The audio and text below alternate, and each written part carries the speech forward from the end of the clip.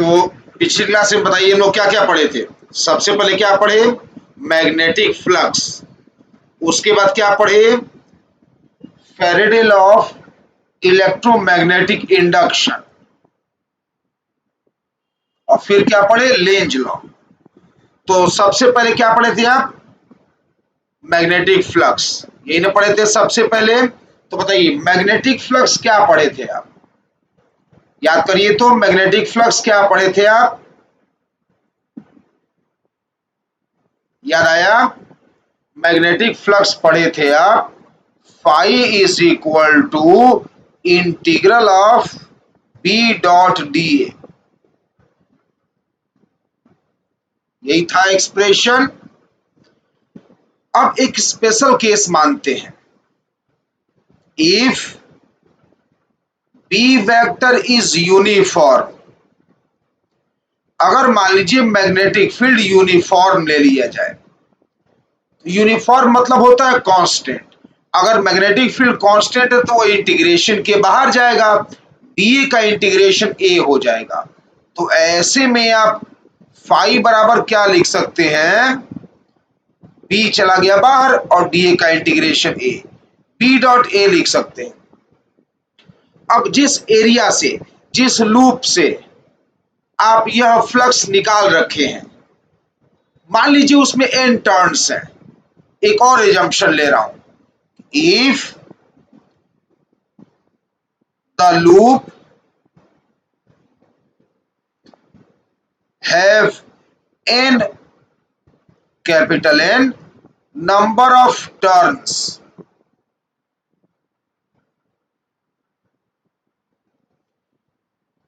है ना। मान लीजिए कि ये जो लूप है उसमें नंबर ऑफ टर्न्स n है, तो ऐसे में क्या आएगा? फ्लक्स। एक टर्न से फ्लक्स निकल गया, एक टर्न से flux B dot A, n turns है, n से मल्टीप्लाई कर देंगे। एक फेरा है, एक सिंगल फेरा है, एक टर्न है, तो उससे magnetic flux B dot A. दो फेरा होता तो 2 into B dot A, n turns है तो n into B dot A. तो अगर कंडक्टिंग लूप में नंबर ऑफ टर्न्स n दिए होंगे और मैग्नेटिक फील्ड यूनिफॉर्म दिया होगा, तो उस केस में ये रहा फ्लक्स का फॉर्मूला। ठीक है ना। तो थोड़ा सा और न्यूमेरिकली स्ट्रॉन्ग बनाना चाहता हूं मैं आपको, तो थोड़ा सा फ्लक्स के बारे में और एक्सप्लेन किया। अब हम लोग मैथमेटिकल पार्ट पढ़ रहे हैं।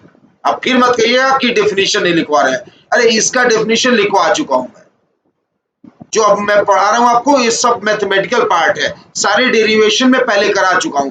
जैसे फैराडे लॉ ऑफ ईएमआई, इसकी फ्लक्स के बाद यही ना पढ़े थे। फैराडे लॉ ऑफ ईएमआई क्या था? Induced EMF is equal to minus D phi by D t. यही था ना। तो इसका भी डेफिनेशन फैराडे के तीनों लॉ लिखवा चुका हूं ना मैं। ठीक है। तो अब मैं समराइज कर रहा हूं, न्यूमेरिकल पॉइंट ऑफ व्यू देख रहा हूं मैं। अब सब थ्योरी पढ़ चुके हैं, डेफिनेशन लिख चुके हैं। अब न्यूमेरिकली स्ट्रॉन्ग बनाने के लिए हर फॉर्मूला को लिस्ट कर रहा हूं एक जगह में। ये हो गया। वैसे बताइए माइनस साइन यहां क्या रिप्रेजेंट करता था? लेंज लॉ को ना। ये माइनस साइन क्या बताता था? Lenz law. अब मान लीजिए कि जिस लूप में आप इंड्यूस्ड ईएमएफ निकाले हैं, if resistance of loop,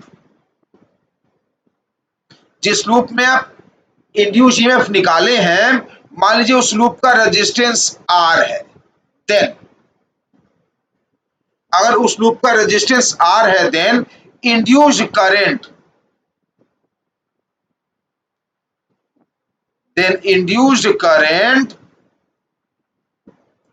I बराबर क्या लिखेंगे आप? E by R. कोई तकलीफ की बात नहीं होनी चाहिए आपको। ओम सा लगा दिया है मैंने। I is equal to E by R, EMF upon resistance. कोई दिक्कत है? बिल्कुल आसान है। आगे बढ़िए, point number 4।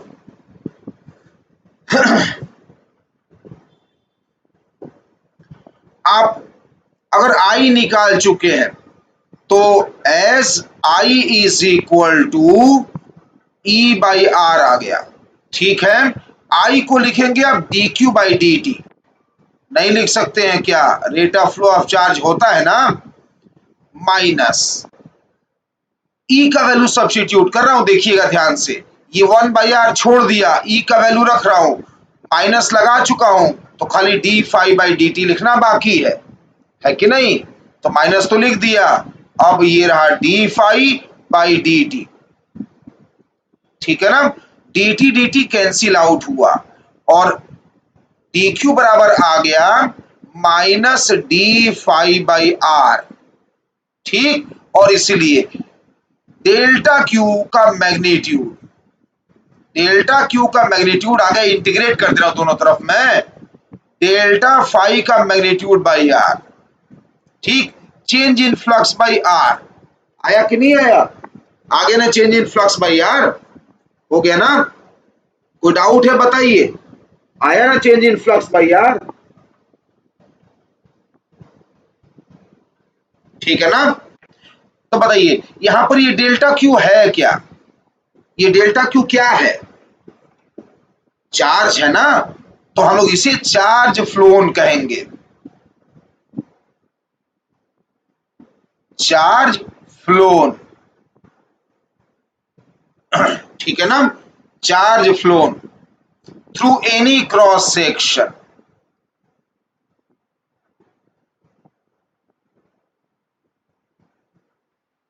Through any cross section को शॉर्टकट में ऐसे लिख दे रहा हूं, थ्रू एनी क्रॉस सेक्शन, तो किसी भी क्रॉस सेक्शन से चार्ज फ्लोन रहा, ये ध्यान देने योग्य बात है कि चार्ज फ्लोन केवल डेल्टा फाई और रेजिस्टेंस पर डिपेंड कर रहा है, शेप और साइज पर डिपेंड नहीं कर रहा है, किस तरह से आप फ्लक्स में चेंज किए वह प्रोसेस पर डिपेंड नहीं कर रहा है, मतलब टाइम पर, आप धीरे धीरे फ्लक्स में परिवर्तन किए, जल्दी से फ्लक्स में परिवर्तन कर दिए, उस टाइम पर डिपेंड नहीं कर रहा है, केवल डेल्टा फाई पर डिपेंड कर रहा है और रेजिस्टेंस पर डिपेंड कर रहा है, ठीक है ना, याद रखिएगा कि शेप पर डिपेंड नहीं कर रहा है और जितने टाइम में आप फ्लक्स में चेंज किए हैं वह टाइम पर भी डिपेंड नहीं कर रहा है, ठीक है, okay.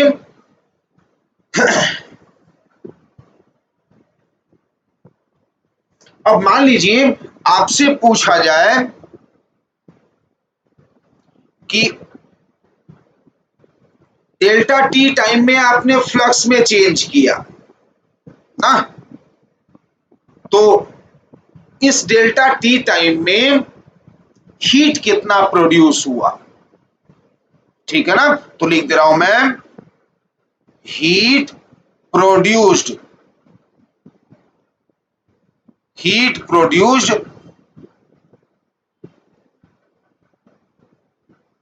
through the loop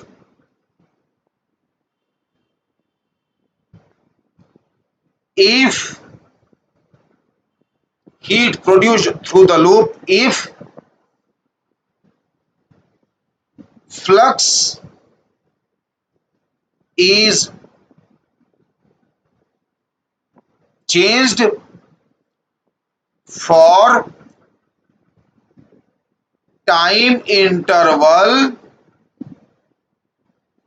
delta T, delta T time तक फ्लक्स में चेंज कराया गया, तो इस डेल्टा टी टाइम में हीट कितना प्रोड्यूस होगा, इजी है, पावर का फॉर्मूला याद है ना, मैं हीट क्या लिखूंगा, पावर इनटू टाइम, एनर्जी है ना, हीट एनर्जी है ना, energy is equal to power into time, तो हीट क्या आ जाएगा, पावर का फॉर्मूला आई स्क्वायर आर और टाइम डेल्टा टी, ठीक है ना, इस तरह से हीट प्रोड्यूस्ड आ जाएगा, ये सब आप जानते हैं, आप ध्यान से देखिए, आप ध्यान से देखिए सभी फॉर्मूले को, तो पहला नंबर फिर से आपके स्क्रीन पे ला दिया मैं, पॉइंट नंबर 1 आसान है ना, फाई का डेफिनेशन है जो लोग पहले पढ़ चुके हैं पिछले क्लास में, बस याद क्या रखना है कि अगर मैग्नेटिक फील्ड यूनिफॉर्म हो और लूप में n टर्न्स हैं तो फाई बराबर nb डॉट a होगा, ठीक।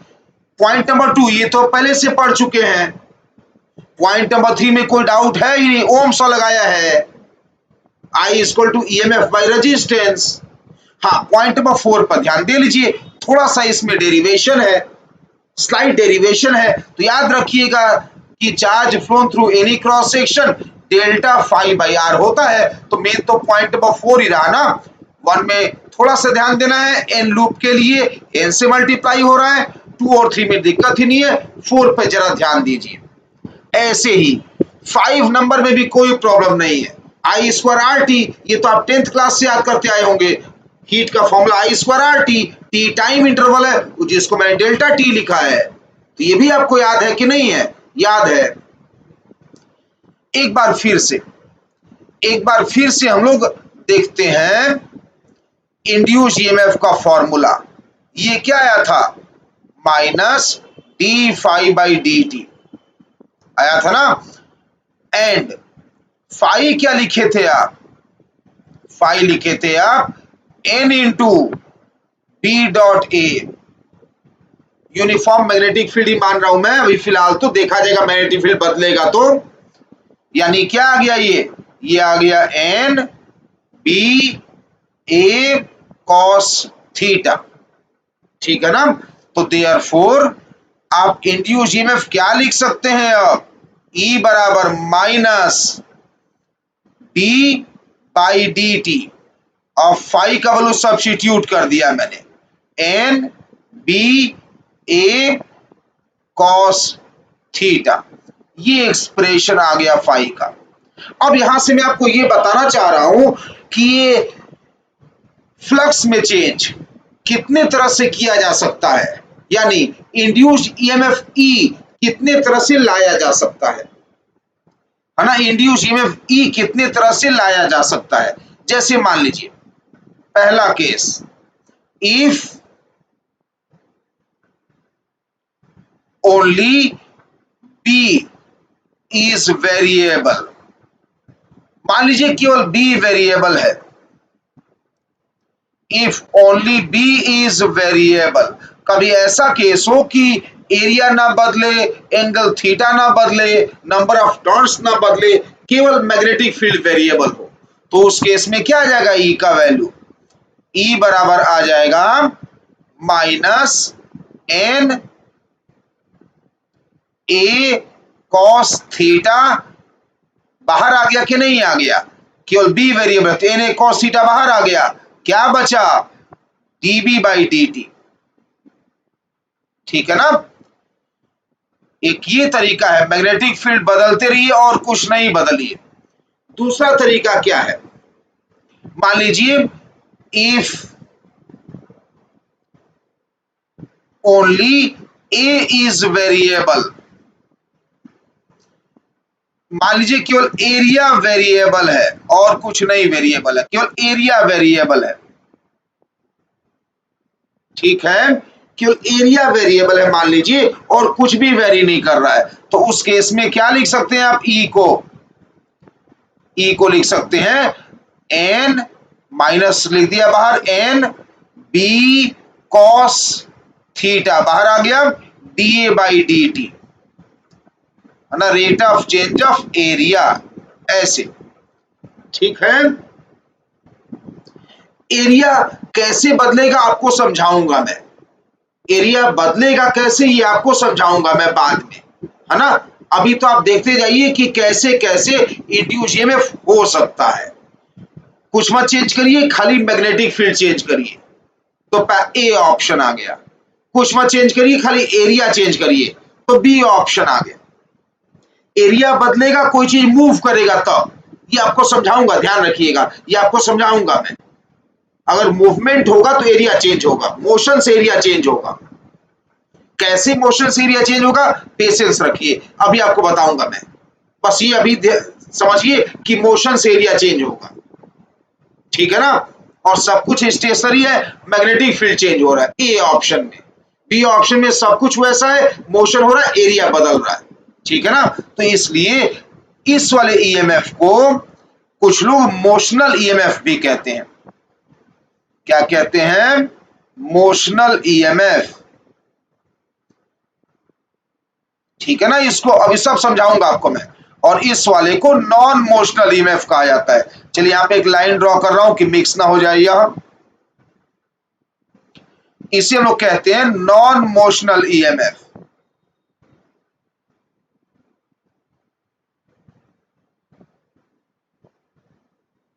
है ना, ए पार्ट को कहते हैं नॉन मोशनल ईएमएफ और बी वाले को कहते हैं मोशनल ईएमएफ। ठीक है, हालांकि अभी आप थीटा भी चेंज कर सकते हैं।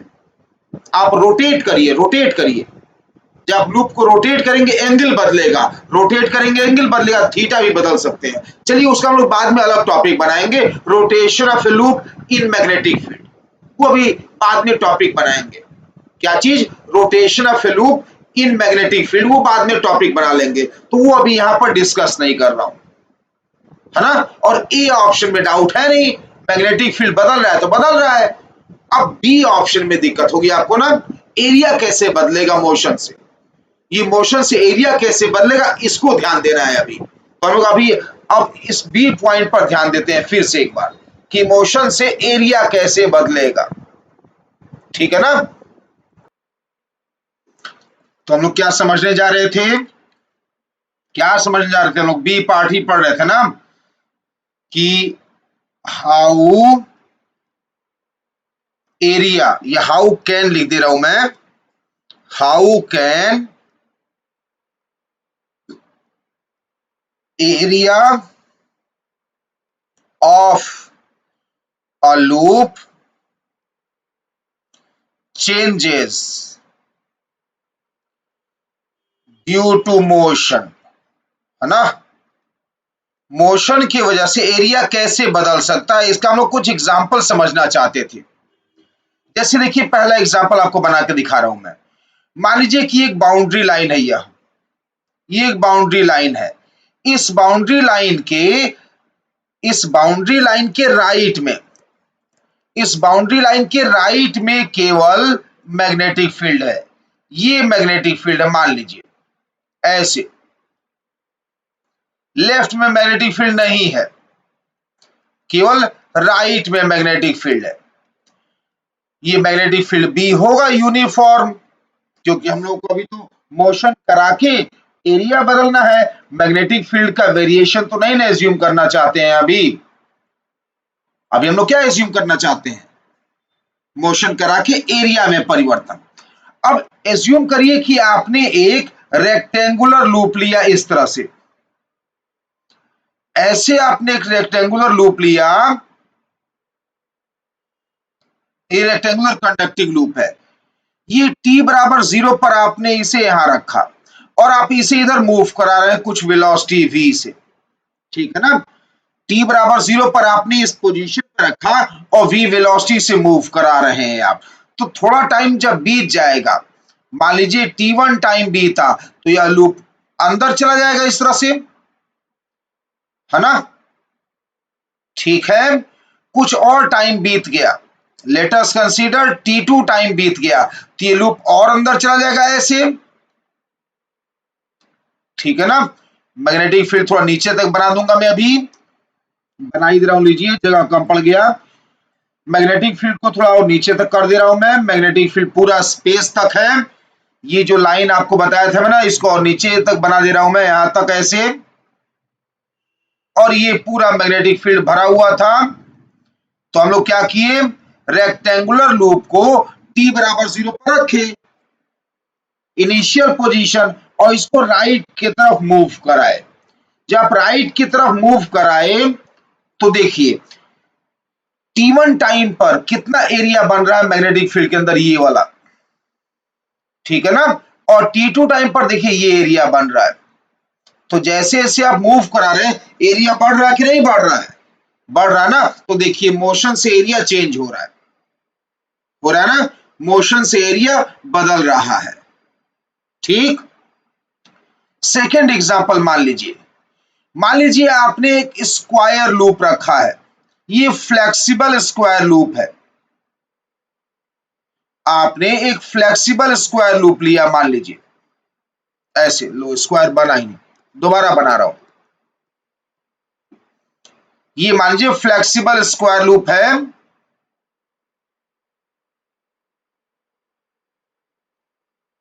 और अब आप क्या किए कि इसके दोनों एंड्स को, इस एंड को इधर कुछ वेलोसिटी v से और इस एंड को इधर कुछ वेलोसिटी से खींचना शुरू कर दिए। जब खींचना शुरू कर देंगे इस लूप का शेप बदल जाएगा, बदल जाएगा ना, इस लूप का शेप बदलेगा कि नहीं बदलेगा? बिल्कुल बदलेगा। तो अब कैसा हो जाएगा, थोड़े समय बाद बना के दिखा दे रहा हूं मैं आपको। जिस एंड्स को खींच रहे हैं आप वो एंड दूर जा रहे हैं, तो थोड़े समय बाद ये हो सकता है ऐसे बन जाए, थोड़े समय बाद ये लूप हो सकता है इस तरह से बन जाए ऐसे।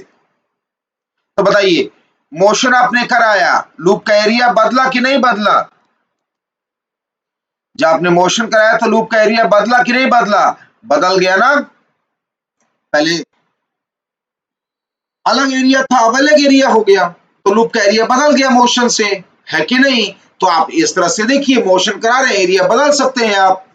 और एग्जांपल देख लीजिए, मान लीजिए जैसे रेल की पटरियां होती है ना, रेल की पटरियां, मान लीजिए आपने दो रेल्स बिछा रखे हैं, ऐसे दो रेल की पटरियां बिछा रखी हैं और एक तरफ आप दोनों पटरियों को किसी रजिस्टेंस आर से जोड़ रखे हैं, ठीक है ना? और यहां पर यूनिफॉर्म मैग्नेटिक फील्ड एग्जिस्ट कर रहा है, ठीक है? ऐसे यूनिफॉर्म मैग्नेटिक फील्ड एग्जिस्ट कर रहा है, ठीक। अब आप क्या किए कि दोनों रेल्स की पटरियों पर एक रॉड रख दिए आप, है ना? एक रॉड, दोनों रेल्स की पटरियों पर एक रॉड, ऐसे एक रॉड रख दिए, ये कंडक्टिंग रॉड है एल लेंथ का। और मान लीजिए इस रॉड को आप ऐसे मूव करा रहे हैं, ठीक। तो इनिशियली देखिए, मैं डायग्राम बना दे रहा हूं, इनिशियली इतना ही एरिया बन रहा है, देखिए मैग्नेटिक फील्ड के अंदर जो लूप पीछे का ही नहीं, यार आगे तो कुछ है नहीं ना, आगे इधर तो खुला हुआ है ना, इधर तो राइट हैंड साइड तो ओपन है, लूप कहां बन रहा है? लेफ्ट में। तो देखिए इतना बड़ा लूप है, ये एरिया बन रहा है अभी, देखिए ये एरिया बन रहा है ना। लेकिन बाद में क्या होगा, बाद में थोड़ी देर बाद कंडीशन क्या आ जाएगी, जब लूप थोड़ा आगे बढ़ जाएगा तो थोड़ी देर बाद की कंडीशन क्या होगी, जब लूप आगे बढ़ेगा तो ये ऐसे था, ये रेजिस्टेंस था, ये दूसरा रेल था, ये मैग्नेटिक फील्ड ऐसे एग्जिस्ट कर रहे थे यहां पर। जब आपने रॉड को आगे बढ़ा दिया, है ना, लेट अस कंसीडर कि आपने रॉड को आगे बढ़ा दिया, तो रॉड का पोजीशन मान लिया यहां पर आ गया, ये रॉड अब यहां पे आ गया इस तरह से। तो ध्यान रखिएगा, राइट में तो ओपन है, इधर से खुला हुआ है, लेफ्ट में लूप बन रहा है। अब ये देखिए इतना बड़ा एरिया बन गया, अभी ये इतना बड़ा एरिया बन गया, तो एरिया बदल गया नहीं बदल गया? पहले छोटा एरिया था, बड़ा एरिया बन गया, तो एरिया बदल गया ना, तो एरिया बदल गया। इस तरह से मोशन से लोग एरिया को चेंज कर सकते हैं। इसीलिए जब ऐसे कंडीशन में ईएमएफ इंड्यूस होगा, हम लोग उसे मोशनल ईएमएफ कहे थे, ठीक है ना? हम लोग क्या कहेंगे इसे? मोशनल ईएमएफ, ठीक है? ओके। अब देखिए नॉन मोशनल ईएमएफ, देखिए मैग्नेटिक फील्ड बदलने से क्या होगा। अच्छा एक बात मैं आपको और यहां बता देना चाहता हूं, जैसे इसी पेज पर वापस देखिए ये ईएमएफ क्यों प्रोड्यूस हो रहा होगा, इस रॉड को समझाने के लिए थोड़ा सा इस रॉड को ठीक दिखा दे रहा हूं, मोटा दिखा दे रहा हूं ना, समझाने के लिए। एक बात तो मैंने आपको समझा दिया, दूसरी बात को समझाने के लिए ये रॉड को थोड़ा थिकर दिखा दे रहा हूं, थोड़ा मोटा दिखा दे रहा हूं, है ना? ये रॉड ऐसे जा रहा है वी वेलोसिटी से, ठीक है ना? वही रॉड था, पतला ही रॉड है। मान लीजिए माइक्रोस्कोपिक व्यू देख रहे हैं आप, ये तो आपको समझा दिया मैंने ना कि मोशन जब कराएंगे ये रॉड राइट जाएगा, तो देखिए एरिया बढ़ रहा है, तो मोशन से एरिया हम लोग चेंज कर सकते हैं, कोई बड़ा काम नहीं है, ठीक है ना? एक और बात आपको समझाना है, उसके लिए माइक्रोस्कोपिक व्यू बनाया, रॉड का थिकनेस, रॉड के अंदर हो क्या रहा होगा यह सोचने की कोशिश करेंगे कि रॉड के अंदर क्या हो रहा होगा। तो क्योंकि हम लोग कंडक्टिंग रॉड ले रहे हैं, तो कंडक्टिंग रॉड है तो उसके अंदर फ्री इलेक्ट्रॉन्स होंगे। मान लीजिए यह एक फ्री इलेक्ट्रॉन है, ये जो बना रहा हूं मैं, ये मान लीजिए एक फ्री इलेक्ट्रॉन है, लिख दे रहा हूं E-, यानी दिख रहा है, चलिए इधर लिख रहा हूं E-। ये एक फ्री इलेक्ट्रॉन है, ठीक है ना, ये एक फ्री इलेक्ट्रॉन है। अब ये फ्री इलेक्ट्रॉन इस मैग्नेटिक फील्ड बी में मूव कर रहा है कितने वेलोसिटी से, v वेलोसिटी से, ठीक है ना। तो जब कभी भी कोई चार्ज पार्टिकल मैग्नेटिक फील्ड में मूव करे तो उस पर मैग्नेटिक फोर्स क्यू वी भी लगता है ना, है कि नहीं। कोई भी चार्ज पार्टिकल मैग्नेटिक फील्ड में अगर मूव करे तो उस चार्ज पार्टिकल पर मैग्नेटिक फोर्स लग सकता है ना, क्यू वी भी, है कि नहीं, लगता है नहीं लगता है क्यू वी भी। तो देयरफॉर इस इलेक्ट्रॉन पर भी मैग्नेटिक फोर्स लगेगा, ठीक है ना, इस इलेक्ट्रॉन पर भी मैग्नेटिक फोर्स लगेगा। तो मान लीजिए कि इस इलेक्ट्रॉन पर मैग्नेटिक फोर्स लगा, ये लगा मैग्नेटिक फोर्स इस इलेक्ट्रॉन पर। तो बस इसी मैग्नेटिक फोर्स की वजह से इलेक्ट्रॉन नीचे आना शुरू कर देगा। जब इलेक्ट्रॉन नीचे आना शुरू कर देगा तो इलेक्ट्रॉन नीचे आके जमा हो जाना शुरू कर देंगे, तो यहां पर नेगेटिव चार्ज बन जाएगा नीचे, है ना। ये बाद में फिर आपको समझाऊंगा ये चीज में, लेकिन थोड़ा थोड़ा अभी से ही समझते जाइए। हम लोग रॉड के अंदर देख रहे हैं क्या हो रहा होगा। तो कंडक्टिंग रॉड है तो उसके अंदर फ्री इलेक्ट्रॉन्स होंगे। अब ये फ्री इलेक्ट्रॉन्स रॉड के अंदर है, रॉड चल रहा है तो इलेक्ट्रॉन भी चल रहे हैं। जैसे ट्रेन के अंदर आप बैठे हैं, अगर आप ट्रेन के अंदर बैठे हैं, ट्रेन का वेलोसिटी भी है तो आपका भी वेलोसिटी भी है, वही सेम चीज। इलेक्ट्रॉन, फ्री इलेक्ट्रॉन किसका है, कंडक्टिंग रॉड का, रॉड के अंदर ही ना है। तो अगर रॉड चल रहा है v से तो इलेक्ट्रॉन भी चल रहा है v से, तो मूविंग इलेक्ट्रॉन मैग्नेटिक फील्ड में है, यानी चार्ज पार्टिकल मूविंग है और मैग्नेटिक फील्ड में भी है, लगेगा मैग्नेटिक फोर्स, ठीक है ना, मैग्नेटिक फोर्स लगेगा। तो इस मैग्नेटिक फोर्स की वजह से, मैग्नेटिक फोर्स की वजह से इलेक्ट्रॉन नीचे आके जमा होंगे यहां पर। तो इलेक्ट्रॉन नीचे जब जमा होंगे तो ऊपर इलेक्ट्रॉन की डिफिशियंसी, ऊपर आ जाएगा प्लस, पॉजिटिव पोलैरिटी। तो देखिए पॉजिटिव नेगेटिव पोलैरिटी आगे ना, इंड्यूस्ड ईएमएफ और डिटेल में समझेंगे, घबराइए मत। अभी बस यह बताने के लिए कहा है कि इन मोशनल ईएमएफ, अभी की और मकसद इतना ही समझाना था जो मैं लिख रहा हूं। In motional EMF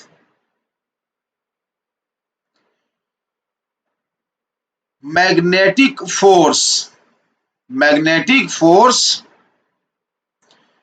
on free electrons, magnetic force on free electrons is driving force. बस अभी इतना ही मकसद था। डिटेल में ये टॉपिक बनाऊंगा अभी मैं इसको, एक नया टॉपिक बनाएंगे हम लोग मोशनल ईएमएफ का, डिटेल में पढ़ेंगे हम लोग अभी, ठीक है ना। अभी बस इतना ही जानना था कि जब कंडक्टिंग रॉड मूव करे मैग्नेटिक फील्ड में, मोशनल ईएमएफ की बात हो, तो उस केस में मैग्नेटिक फोर्स जो इलेक्ट्रॉन पे लगता है वही ड्राइव कराता है इलेक्ट्रॉन को, और इसीलिए इंड्यूस्ड ईएमएफ प्रोड्यूस होता है। डिटेल अभी बाकी है। अब ठीक है, मोशनल ईएमएफ तो हो गया, नॉन मोशनल ईएमएफ में क्या होता होगा, है ना। नॉन मोशनल ईएमएफ जो लिखे थे आप, उसमें क्या होता होगा। तो non motional EMF, non NON, non motional EMF, इसमें क्या होता होगा। इसमें हम लोगों ने क्या सोचा है कि इसमें कोई चीज नहीं चेंज करेंगे, केवल चेंज करेंगे तो क्या चेंज करेंगे, मैग्नेटिक फील्ड, बस मैग्नेटिक फील्ड चेंज करेंगे, ठीक है ना। देखिए एग्जांपल देखिए, मान लीजिए, मान लीजिए कि यह एक सिलेंड्रिकल स्पेस है ना, एक सिलेंड्रिकल स्पेस, टॉप व्यू दिखा रहा हूं मैं आपको, है ना, मैं लिख दे रहा हूं टॉप व्यू। सिलेंडर को ऊपर से देखेंगे आप, सिलेंडर को ऊपर से देखेंगे तो कैसा दिखाई देगा सिलेंडर, बताइए तो।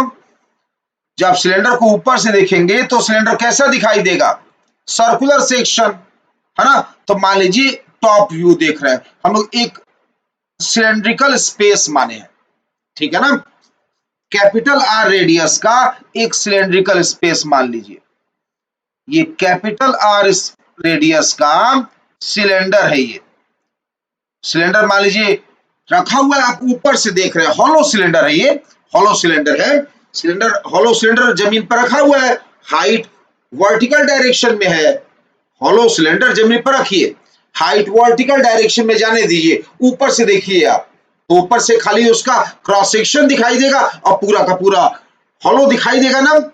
तो मान लीजिए इस सिलेंड्रिकल स्पेस में मैं लिख भी दे रहा हूं, लीजिए मैं लिख दे रहा हूं,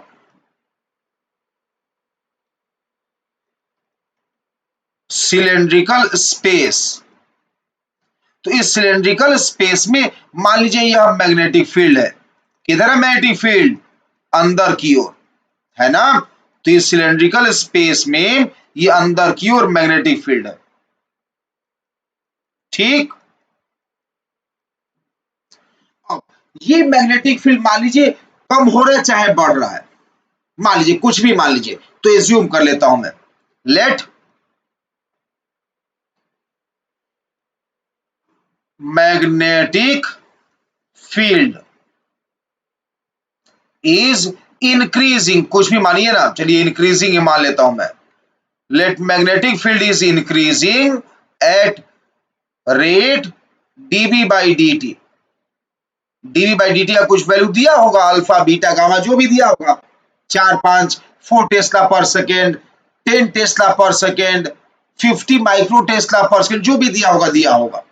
मान लीजिए मैग्नेटिक फील्ड इंक्रीज कर रहा है dB बाई dt रेट से, और ऐसे स्पेस में मान लीजिए कि इस सिलेंड्रिकल स्पेस में, ऐसे सिलेंड्रिकल स्पेस में मान लीजिए कि एक रिंग रखा हुआ है, क्या रखा है, रिंग रखा हुआ है, ये रिंग बना के दिखा रहा हूं मैं आपको,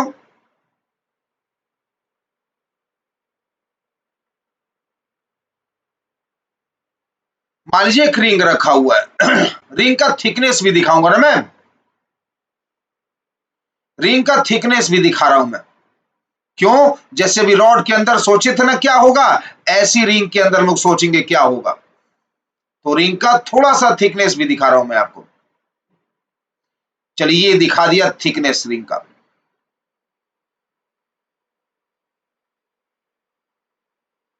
ठीक। तो ये मान लीजिए रिंग है, कैसा रिंग है, यह कंडक्टिंग रिंग है ये रिंग का थिकनेस, ये थिकनेस है रिंग का ये वाला,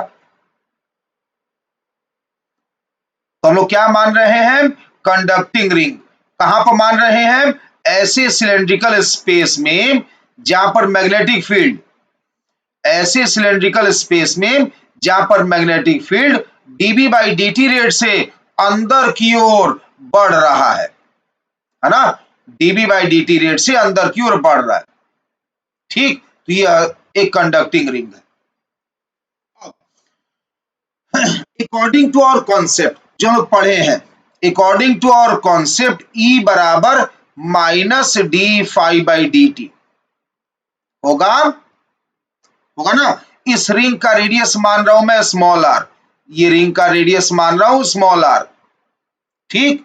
चलिए देखिए लिख रहा हूं मैं इसको, minus D by D T, और रिंग से इंडक्शन देखना है ना, तो रिंग से flux, magnetic field into area of ring pi R square, हुआ कि नहीं हुआ, बिल्कुल हुआ। अब इसमें क्या कांस्टेंट है भाई, इसमें कांस्टेंट है पाई आर स्क्वायर, रेडियस थोड़ा वेरी कर रहा है, क्या वेरी कर रहा है, टाइम के साथ, टाइम के साथ, ये dB बाई dt, ये ने वेरिएबल दिया है मैग्नेटिक फील्ड, तो देयरफॉर पाई आर स्क्वायर बाहर लिया, और ये रहा dB बाई dt, इतना इंड्यूस ईएमएफ हो जाएगा, ठीक है ना। ओके, अब सोचना यह है कि इंड्यूस ईएमएफ होगा तो करंट भी आएगा, तो इलेक्ट्रॉन को मूव कराया किसने, इससे पहले हम लोग क्या पढ़ रहे थे, ध्यान से सुनिएगा, ये कॉन्सेप्ट है, इससे पहले हम लोग क्या पढ़ रहे थे, इससे पहले हम लोग पढ़ रहे थे मोशनल ईएमएफ, उसमें इलेक्ट्रॉन्स को किसने मूव कराया था, किसने मूव कराया इलेक्ट्रॉन को, ड्राइविंग फोर्स कौन बना था मोशनल ईएमएफ में, क्या बताया मैंने आपको, मैग्नेटिक फोर्स बना था। इस बार इलेक्ट्रॉन पर, ये अगर यहां पर इलेक्ट्रॉन मान लेता हूं मैं, ये रिंग के अंदर यह हूं, रिंग के अंदर ये इलेक्ट्रॉन मान लेता हूं मैं, ये जो दिखा रहा हूं मान लीजिए ये इलेक्ट्रॉन है रिंग के अंदर। अब इसे कौन मूव कराएगा भाई? इंड्यूस ईएमएफ आ गया, minus pi R square, induce EMF आ गया ना इतना, ये रहा induce EMF minus pi R square into D V by D. तो इंड्यूस ईएमएफ होगा, रेजिस्टेंस से डिवाइड कर देंगे, करंट आएगा, करंट आएगा, करंट फ्लो कर रहा है, इंड्यूस करंट मतलब इलेक्ट्रॉन रिवॉल्व कर रहे हैं, इलेक्ट्रॉन घूम रहे हैं। इलेक्ट्रॉन को किसने घुमाया, कौन लगाया फोर्स इस पर? यह सोचने की बात है, ठीक है ना, ये सोचना पड़ेगा आपको। अब देखिए इलेक्ट्रॉन किसका मान रहे हैं हम लोग? कंडक्टिंग रिंग का। जो कंडक्टिंग रिंग दिखा रखा है मैंने पर्पल कलर से, उसका फ्री इलेक्ट्रॉन है। रिंग मूव कर रहा है क्या? नहीं। तो इलेक्ट्रॉन मूव कर रहा है क्या? रिंग के अंदर ही है। जब रिंग नहीं मूव कर रहा है तो इलेक्ट्रॉन भी नहीं मूव कर रहा है। तो भले मैग्नेटिक फील्ड है, चार्ज पार्टिकल भी है इलेक्ट्रॉन, लेकिन वो मूविंग नहीं है। तो मैग्नेटिक फील्ड में स्टेशनरी चार्ज अगर हो तो उस पर मैग्नेटिक फोर्स कितना होता है? 0। तो मैग्नेटिक फोर्स इलेक्ट्रॉन पर नहीं लगेगा, यानी मैग्नेटिक फोर्स इलेक्ट्रॉन को नहीं घुमा रहा है। मैग्नेटिक फोर्स इलेक्ट्रॉन्स को नहीं घुमा रहा है, तो कौन घुमा रहा है? तो इलेक्ट्रॉन्स को कौन घुमा रहा है? अब ये सोचने की बात हो गई नहीं हो गई? अगर मैग्नेटिक फोर्स नहीं लगा तो फिर लगा कौन, कौन घुमा रहा है? तो अब ऑप्शन क्या बचा अपने पास? किसी चार्ज पार्टिकल पर क्या लग सकता है फोर्स? या तो मैग्नेटिक या इलेक्ट्रिक, यही ना पॉसिबिलिटी है, या तो मैग्नेटिक या इलेक्ट्रिक। तो अब मैग्नेटिक तो लगा नहीं, क्या बचा? इलेक्ट्रिक। इन इलेक्ट्रॉन्स पर इलेक्ट्रिक फोर्स लगेगा, ड्राइविंग फोर्स इलेक्ट्रिक फोर्स होगा। लो भैया, ड्राइविंग फोर्स इलेक्ट्रिक फोर्स है, तो यहां पर इलेक्ट्रिक फील्ड कहां से आ गया? इलेक्ट्रिक फील्ड तो कहीं दिख ही नहीं रहा है, तो इलेक्ट्रिक फील्ड यहां पर इंड्यूस होगा।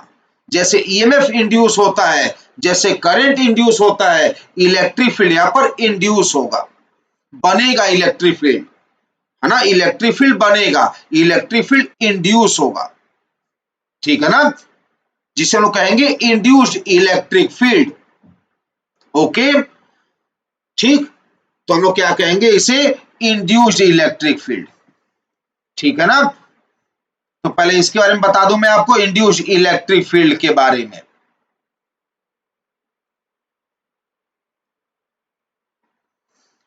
क्या हेडिंग का नाम लिखूं मैं? इंड्यूस्ड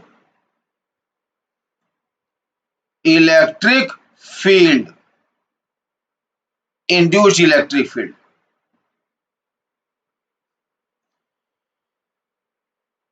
लिख रहा हूं डेफिनेशन, बोल तो सकता नहीं हूं मैं, है कि नहीं? लिखना ही पड़ेगा ना मुझे, मैं डिक्टेट तो कर नहीं सकता हूं, डिक्टेट करूंगा तो कैसे लिख पाओगे तुम लोग? लिखा करो अपने आप से, बार बार नहीं लिखा करूंगा मैं। चलिए फिलहाल लिख दे रहा हूं मैं। तो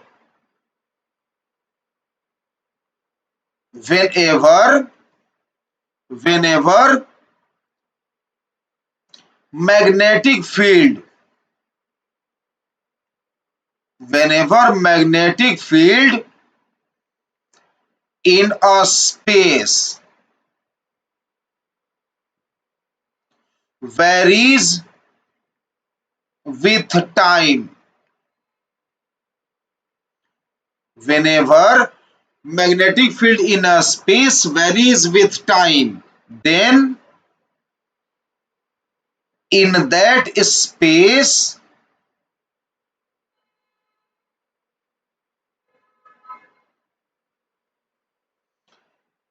electric field is produced, है ना, which is called induced electric field ना, which is called induced electric field। तो जब कभी भी किसी स्पेस से मैग्नेटिक फील्ड टाइम के साथ वेरी करता रहे रुकना नहीं है, वेरिएशन बंद नहीं करना है। जब कभी भी किसी स्पेस से मैग्नेटिक फील्ड टाइम के साथ वेरिएबल हो जाए तो उस स्पेस में इलेक्ट्रिक फील्ड डेवलप हो जाता है, बन जाता है, जिससे हम लोग इंड्यूस इलेक्ट्रिक फील्ड कहते हैं।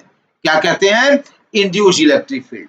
और यही इंड्यूस इलेक्ट्रिक फील्ड कंडक्टर, यानी यहां पर जो आपको कंडक्टिंग रिंग दिख रहा है, उसके इलेक्ट्रॉन्स पर फोर्स लगाता है और जिसलिए इलेक्ट्रॉन मूव करना शुरू करते हैं और देयरफॉर कंडक्टिंग लूप में करंट फ्लो होना शुरू कर देता है।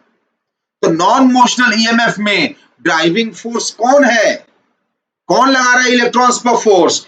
इंड्यूस इलेक्ट्रिक फील्ड, है ना, यानी इलेक्ट्रिक फील्ड। ठीक है ना, ये वो वाला इलेक्ट्रिक फील्ड नहीं है जो आप इलेक्ट्रोस्टैट्स में पढ़े थे, ये इंड्यूस इलेक्ट्रिक फील्ड है। वो इलेक्ट्रिक फील्ड, इलेक्ट्रोस्टैट्स वाला इलेक्ट्रिक फील्ड चार्ज पार्टिकल बनाता था और इंड्यूस इलेक्ट्रिक फील्ड कौन बनाता है? Variable magnetic field. ठीक है ना, खैर जो भी हो, induce electric field conducting loop के इलेक्ट्रॉन्स पर ड्राइविंग फोर्स लगाएगा जिससे इलेक्ट्रॉन मूव करेंगे और लूप में करंट फ्लो होगा। ओके, ठीक है, बताइए जरा सोच के, तो जरा सोच समझ के बताइए, इस लूप में करंट किधर फ्लो होना चाहिए? इंड्यूस करंट किधर फ्लो होना चाहिए? लेंज लॉ पर सवाल पूछ रहा हूं, खूब कराया है मैंने आपको लेंज लॉ, बहुत से एग्जांपल लेंज लॉ पे कराया है मैंने। तो लेंज लॉ पर सवाल पूछ रहा हूं, बताइए इस कंडक्टिंग रिंग में करंट फ्लो का डायरेक्शन क्या होना चाहिए? मैग्नेटिक फील्ड किधर है? अंदर की ओर। मैग्नेटिक फील्ड किधर है? अंदर की ओर। बढ़ रहा है कि कम हो रहा है? इंक्रीजिंग। देखिए लिखा है ना इंक्रीजिंग, यह दिख रहा है, लिखा है ना इंक्रीजिंग, मैग्नेटिक फील्ड बढ़ रहा है। जब बढ़े तो अपोज कराएंगे कि सपोर्ट कराएंगे? बढ़े तो अपोज, कम हो तो सपोर्ट, अपोज कराएंगे। तो रिंग अपना मैग्नेटिक फील्ड अपोजिंग डायरेक्शन में बनाएगा। रिंग जो है, कंडक्टिंग रिंग, अपना खुद का मैग्नेटिक फील्ड अपोजिंग डायरेक्शन में, यानी जो मैग्नेटिक फील्ड अंदर जा रहा है ओरिजिनल, उसके उल्टा अपोज करेगा। चेंज का अपोज करना है। अंदर मैग्नेटिक फील्ड बढ़ रहा है तो उसका अपोज करना है। रिंग अपना मैग्नेटिक फील्ड बाहर बनाएगा। तो रिंग का मैग्नेटिक फील्ड किधर बना? बाहर। ठीक है ना, रिंग का मैग्नेटिक फील्ड बाहर बना। ओके, तो करंट कैसे फ्लो होगा?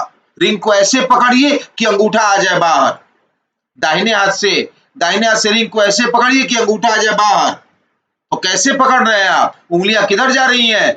एंटी क्लॉकवाइज, है ना। वैसे भी आपको सिखाया मैंने, बाहर मतलब पॉजिटिव और पॉजिटिव मतलब एंटी क्लॉकवाइज। ये करंट फ्लो का डायरेक्शन रहा, है ना, ये करंट फ्लो का डायरेक्शन रहा। ठीक, इंड्यूस करंट का यही डायरेक्शन है, इंड्यूस करंट आई। ठीक है ना, बाहर मैग्नेटिक फील्ड बनेगा ना। ओरिजिनल मैग्नेटिक फील्ड किधर है? रेड वाला जो क्रॉस बनाया है, रेड क्रॉस, वो ओरिजिनल मैग्नेटिक फील्ड है। किधर है? अंदर की ओर बढ़ रहा है, अपोज कराइए। बढ़ता है तो अपोज कराते हैं, कम होता है सपोर्ट कराते हैं। बढ़ रहा है तो अपोज कराइए, मैग्नेटिक फील्ड बाहर बनाइए रिंग का। मैग्नेटिक फील्ड बाहर, बाहर मतलब पॉजिटिव, पॉजिटिव मतलब एंटी क्लॉकवाइज। तो इंड्यूस करंट एंटी क्लॉकवाइज हुआ। अच्छा, तो अगर इंड्यूस करंट एंटी क्लॉकवाइज हुआ तो इलेक्ट्रॉन किधर चलेंगे? क्लॉकवाइज ना। तो इलेक्ट्रॉन चलेंगे क्लॉकवाइज, तो इलेक्ट्रॉन पर फोर्स किधर लगा दूं मैं? क्लॉकवाइज ले जाना है ना, तो इलेक्ट्रॉन पर फोर्स ऐसे लगेगा।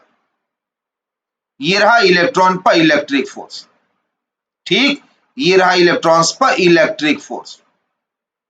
ठीक, लिख दे रहा हूं एफ। ठीक है ना। ठीक, अब बताइए इलेक्ट्रिक फील्ड, ध्यान से समझते रहिएगा एक एक बात। इलेक्ट्रिक फील्ड इलेक्ट्रॉन्स पर किधर लगाता है फोर्स? इलेक्ट्रिक फील्ड इलेक्ट्रॉन्स पर किधर लगाता है फोर्स? अपने उल्टा। तो इलेक्ट्रॉन किधर घूम रहे हैं? करंट के उल्टा। इलेक्ट्रॉन किधर घूमेंगे? क्लॉकवाइज। अरे पगला, करंट किधर फ्लो हो रहा है? Anti clockwise. करंट किधर है? Anti clockwise. तो इलेक्ट्रॉन किधर चलेंगे? क्लॉकवाइज। इलेक्ट्रॉन पर फोर्स इलेक्ट्रिक फील्ड उल्टा लगाता है, तो इलेक्ट्रिक फील्ड फिर किधर हुआ? Anti clockwise. तो इंड्यूस इलेक्ट्रिक फील्ड का डायरेक्शन कैसा बनाते हैं हम लोग? इंड्यूस्ड इलेक्ट्रिक फील्ड का डायरेक्शन कैसा बनाते हैं हम लोग? जो इंड्यूस्ड करंट का डायरेक्शन है ना? जो इंड्यूस्ड करंट का डायरेक्शन है वैसे ही इंड्यूस्ड इलेक्ट्रिक फील्ड का डायरेक्शन बनाते हैं, ठीक है ना? देखिए इंड्यूस्ड इलेक्ट्रिक फील्ड ऐसे होता है, मैं दो चार बना के दिखा रहा हूं, बहुत नहीं बनाऊंगा मैं।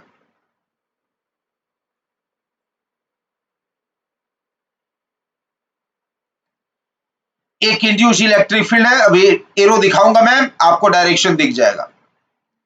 एक और बना देता हूं, चलिए दो और बना दूंगा। चलिए ये क्या बना रहा हूं इस सब में?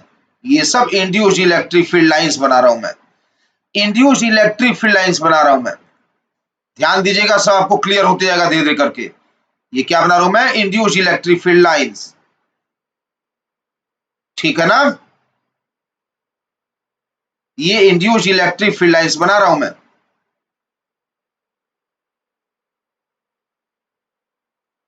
ठीक है?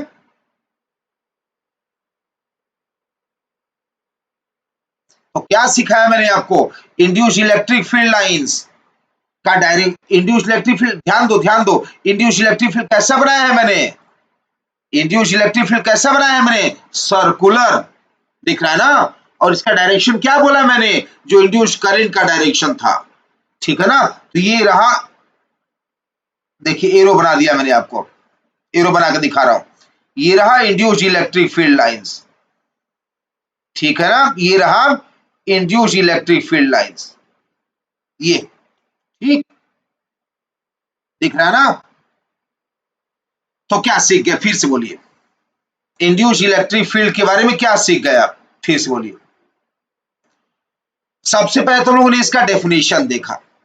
Whenever magnetic field in a space varies with time, then in that space electric field is produced, which is called induced electric field. एक बात तो ये सीख गए कि जब कभी भी किसी स्पेस से मैग्नेटिक फील्ड टाइम के साथ बदलेगा तो उस स्पेस में इलेक्ट्रिक फील्ड प्रोड्यूस होगा, जिसे हम लोग इंड्यूस्ड इलेक्ट्रिक फील्ड कहते हैं। और यही ड्राइविंग फोर्स बनेगा, यही ड्राइविंग फोर्स लगाएगा इलेक्ट्रॉन्स, ठीक? और क्या सीख गए आप? और क्या सीख गए? कि induced electric field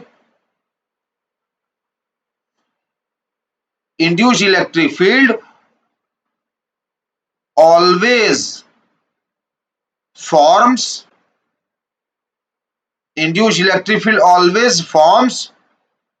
closed loop। Induced electric field हमेशा क्लोज्ड लूप बना रहा है। याद करिए, इलेक्ट्रोस्टैटिक फील्ड जो इलेक्ट्रोस्टैट से पढ़ते थे वो कभी क्लोज्ड लूप नहीं बनाता था, और ये हमेशा क्लोज्ड लूप बनाएगा। वो जो इलेक्ट्रोस्टैट से पढ़े थे वो कभी क्लोज्ड लूप नहीं बनाता था, और ये हमेशा क्लोज्ड लूप बनाएगा। तो वो वाला फील्ड जो कभी क्लोज्ड लूप नहीं बनाता था वो कंजर्वेटिव होता था, और ये हमेशा क्लोज्ड लूप बना रहा है तो ये नॉन कंजर्वेटिव होगा, ठीक है ना? ओके, तो induced electric field always forms closed loop, therefore it is non conservative field। ये नॉन कंजर्वेटिव फील्ड है, ठीक है ना? तो तीन बातें याद रखनी है आपको। इंड्यूस्ड इलेक्ट्रिक फील्ड बनता कब है, पूरा डेफिनेशन लिख दिया है मैंने। जब कभी भी किसी स्पेस में मैग्नेटिक फील्ड टाइम के साथ वेरी करना शुरू कर दे। कैसा होता है? हमेशा क्लोज्ड लूप बनाता है। नेचर क्या है? नॉन कंजर्वेटिव, ठीक है ना? तो इस तरह से इंड्यूस्ड इलेक्ट्रिक फील्ड बनता है। ओके, खैर चलिए देखिए एक बार फिर से पिछला पेज देखिए, आपको कहां तक समझा दिया था मैंने? डेरिवेशन देखिए, यहां तक समझा दिया था मैंने। ई बराबर क्या समझा दिया था मैंने आपको? Minus pi R square d B by D t समझा दिया था ना मैंने, है? ठीक है, इसी को आगे बढ़ा रहा हूं मैं, यहीं से आगे लिखूंगा मैं, ठीक है? यहीं से आगे लिख रहा हूं। तो एज करके लिख रहा हूं, एज इंड्यूस ईएमएफ बराबर minus pi R square dB by D T. आ गया। इंड्यूस ईएमएफ क्या होता है? Work done in a loop per unit charge. होता है कि नहीं होता है? Work done in a loop per unit charge होता है ना। वर्क डन क्या होता है? Integral of F, force F, charge into electric field. हो गया। ये क्या हो गया? फोर्स हो गया ना, force charge into electric field हो गया ना, force F dot D R का इंटीग्रेशन पूरे लूप में। तो पूरे लूप में इंटीग्रेट जब करते हैं तो ऐसे सर्किल बना देते हैं इंटीग्रेशन पे। कितना आ गया? Minus pi R square dB by D t. Okay, ठीक। तो ये वर्क डन। अच्छा, एक चीज छोड़ दिया मैंने, ये खाली वर्क डन लिखा ना, जबकि इंड्यूस ईएमएफ क्या होता है? वर्क डन पर यूनिट चार्ज। तो चार्ज ई से डिवाइड भी तो करना होगा ना। ये क्या लिखा मैंने? ये लिख दिया वर्क डन, जबकि इंड्यूस ईएमएफ क्या होता है? वर्क डन पर यूनिट चार्ज। तो वर्क डन चार्ज क्या है यहाँ पर? इलेक्ट्रॉन। तो ये हो गया ब्रैकेट, ये ब्रैकेट हो गया वर्क डन, चार्ज से डिवाइड किया तो वर्क डन पर यूनिट चार्ज। ये इंड्यूस्ड ईएमएफ हो गया। आरएचएस एज इट इज, जैसा था वैसा छोड़ दिया है मैंने, ठीक है ना। एलएचएस क्या आया बोलिए?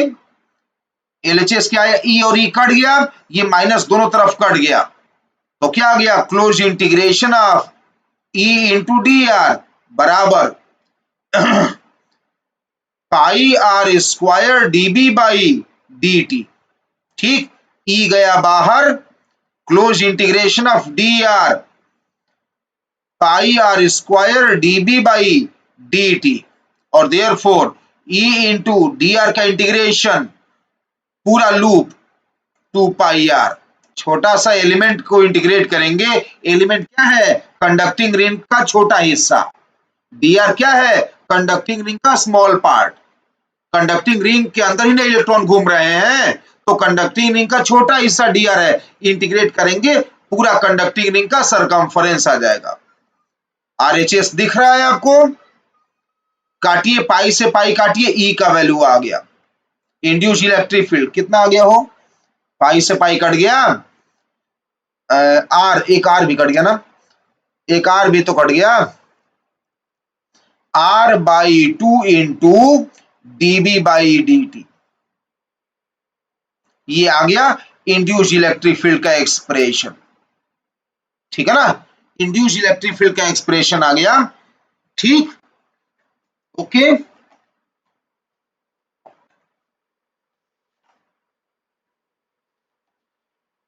देखते रहिए, समझिए जरा।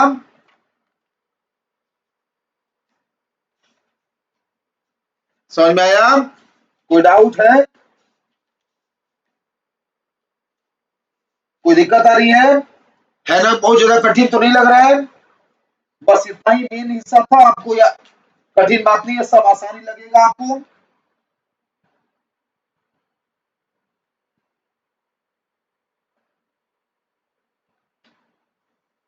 ठीक है ना।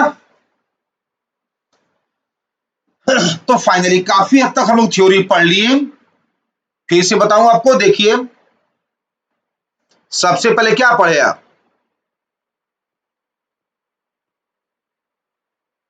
लेंज लॉ के बाद सबसे पहले आज क्या पढ़े? फ्लक्स, मैग्नेटिक फ्लक्स के बारे में। पॉइंट नंबर 1, कोई दिक्कत ही नहीं है भाई। एन टर्न्स है तो बी डॉट ई में एन से मल्टीप्लाई कर दिया है, कोई समस्या ही नहीं है।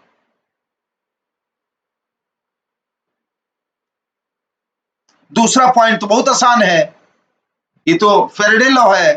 फेरेडे लॉ और लेंज लॉ का कॉम्बिनेशन है, ओवरऑल फेरेडे लॉ इसी को कहते हैं। Point number 3, Ohm's law, current बराबर EMF by resistance. Point number 4 ध्यान दीजिएगा, charge flown through any cross section, क्या लिखेंगे? Delta phi by R. और ये टाइम टी के इंडिपेंडेंट है, कितने टाइम में आप फ्लक्स में चेंज किए उसके इंडिपेंडेंट है, कैसे आप फ्लक्स में चेंज किए उसके इंडिपेंडेंट है, शेप और साइज के इंडिपेंडेंट है, केवल change in flux by resistance, है ना।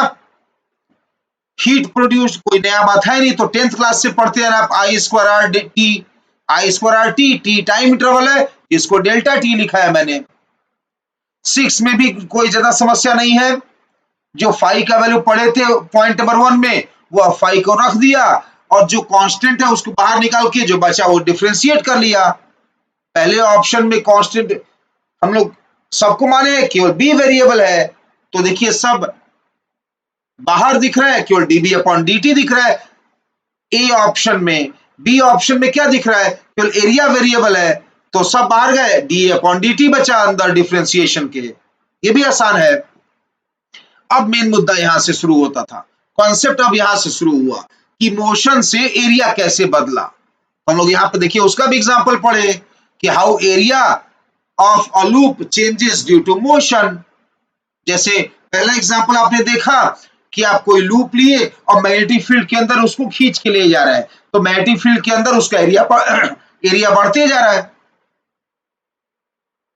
पॉइंट नंबर 2 देखा आपने, इसका सेकेंड एग्जांपल देखा आपने, तो उसमें देखा कि आप जब खींच रहे हैं एजेस को, किनारों को खींच रहे हैं, तो शेप ही बदल गया। शेप पहले कुछ और था, अब कुछ और है, तो जाहिर सी बात एरिया बदल गया मोशन से। तीसरा एग्जांपल आपने देखा कि दो रेल्स की पटरियां हैं, लेफ्ट साइड में दोनों रेल्स की पटरियों को रेजिस्टेंस आर से जोड़ दिया है और पटरियों के अंदर घुसता हुआ मैग्नेटिक फील्ड है। एक रॉड लिया, उसको वी वेलोसिटी से मूव कराया, तो पहले एरिया कम बन रहा था रेजिस्टेंस और रॉड के बीच, रेजिस्टेंस और रॉड के बीच पहले यही एरिया बन रहा था, अब रॉड का पोजीशन आगे है तो रेजिस्टेंस और रॉड के बीच देखिए एरिया ये बढ़ गया था, तो एरिया इस तरह से बढ़ रहा था। अब यहीं पर थोड़ा सा कॉन्सेप्ट सीखने को मिला।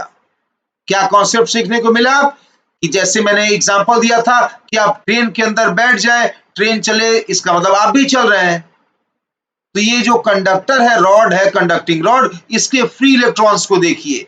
कंडक्टिंग रॉड चल रहा है v वेलोसिटी से, जब v वेलोसिटी से कंडक्टिंग रॉड चल रहा है तो इलेक्ट्रॉन भी चल रहे हैं, यानी मैग्नेटिक फील्ड B में मूविंग चार्ज आ गया तो उस पर मैग्नेटिक फोर्स लगा, यही मैग्नेटिक फोर्स इलेक्ट्रॉन को नीचे ले आया, तो नीचे इलेक्ट्रॉन जमा हो गए, नेगेटिव चार्ज, तो ऊपर पॉजिटिव चार्ज, तो इस तरह से प्लस माइनस आ गया, इंड्यूस ईएमएफ हो गया। तो इसको हम लोग कहे मोशनल ईएमएफ। मोशनल ईएमएफ में ड्राइविंग फोर्स कौन बना, मैग्नेटिक फोर्स। मोशनल ईएमएफ में ड्राइविंग फोर्स मैग्नेटिक फोर्स बना, ठीक है ना। इसको मैंने कहा था एक टॉपिक बना के अलग से पढ़ेंगे, डिटेल में मोशनल ईएमएफ पढ़ेंगे, अभी खाली इंट्रोडक्शन है, अभी इसको डिटेल में पढ़ेंगे, ठीक है ना। इसका अभी हेडिंग डालूंगा मैं मोशनल ईएमएफ का, अभी इंट्रोडक्शन है केवल।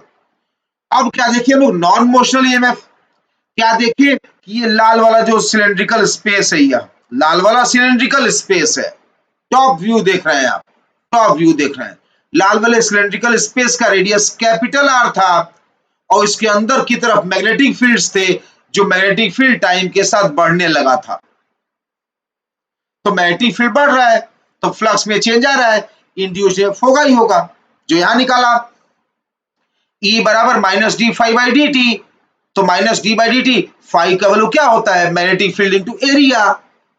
तो ये जो कंडक्टिंग रिंग है पर्पल कलर का, जिसका रेडियस स्मॉल आर माने है, उसका एरिया लिख दिया। अब टाइम के साथ खाली मैग्नेटिक फील्ड बदल रहा था, तो पाई आर स्क्वायर बाहर गया, डीबी अपॉन डी बच गया, तो इंड्यूस ईएमएफ तो होगा। जब इंड्यूस ईएमएफ होगा तो रिंग में करंट भी फ्लो करेगा, E by R, Ohm's law, EMF by resistance, current flow करेगा।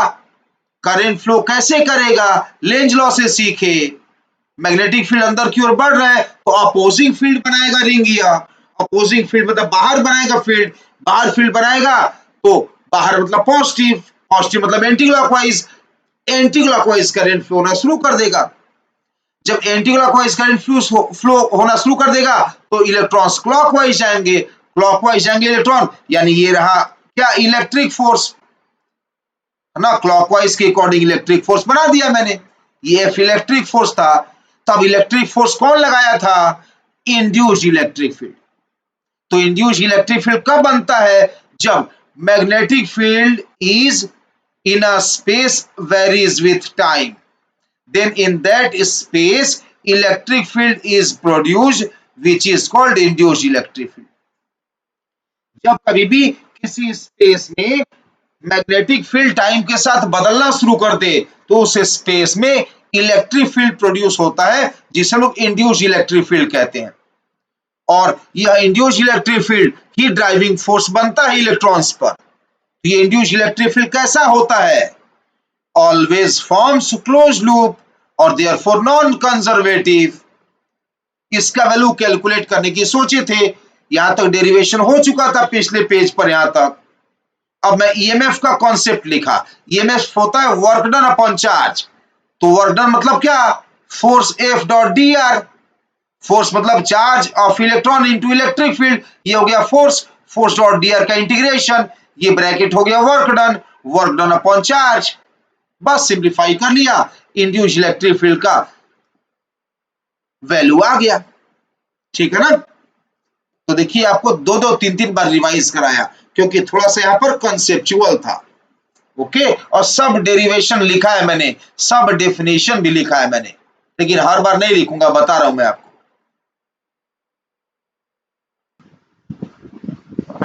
तो आगे थ्योरी क्या पढ़ाऊंगा मैं आपको? मोशनल ईएमएफ, याद है ना? बोला था ना मोशनल, हेडिंग डालूंगा, डिटेल में समझेंगे। तो आगे हम लोग थ्योरी पढ़ेंगे मोशनल ईएमएफ।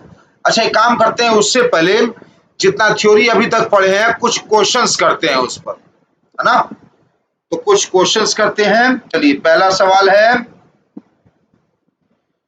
कंडक्टिंग रिंग मानिए एक,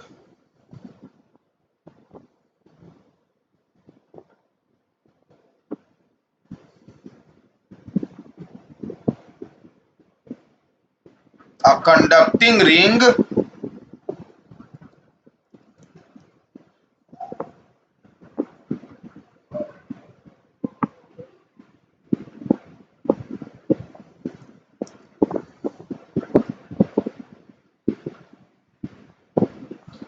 of radius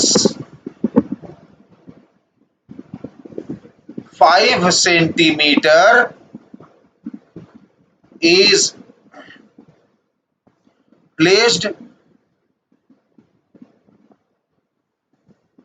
perpendicular to, shortcut लिख रहा हूं, टू मैग्नेटिक फील्ड 5 टेस्ला, है ना? 5 सेंटीमीटर रेडियस का एक कंडक्टिंग रिंग है जिसको 5 टेस्ला वाले मैग्नेटिक फील्ड में रखे हैं। तो सवाल है, if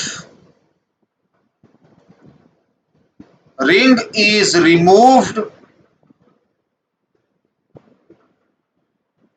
from magnetic field, if ring is removed from magnetic field in 0.5 seconds, then find magnitude of, shortcut लिख रहा हूं समझ लीजिएगा, find magnitude of average EMF produced, है ना? एवरेज इंड्यूस्ड ईएमएफ निकालना है आपको रिंग में। समझ आ गई बात? क्या निकालना है? एवरेज इंड्यूस्ड ईएमएफ निकालना है आपको। ठीक है ना? तो फॉर्मूला लगाइए डायरेक्ट। देखिए, सब पहला सवाल है तो पहला सवाल आसान रहेगा, सिखाने के लिए लिया मैंने। अब मैग्नीट्यूड की बात है ना, तो क्या लिखो फॉर्मूला? मॉड ऑफ, एवरेज है तो D phi upon D T नहीं, delta phi by delta T लिखेंगे। ठीक, यानी फाई क्या हो जाएगा? मॉड ले रहे हैं इसलिए पी इंटू एरिया। एरिया कितना हो गया? पाई आर स्क्वायर, तो B into area pi R square by delta t हो गया। ठीक है ना?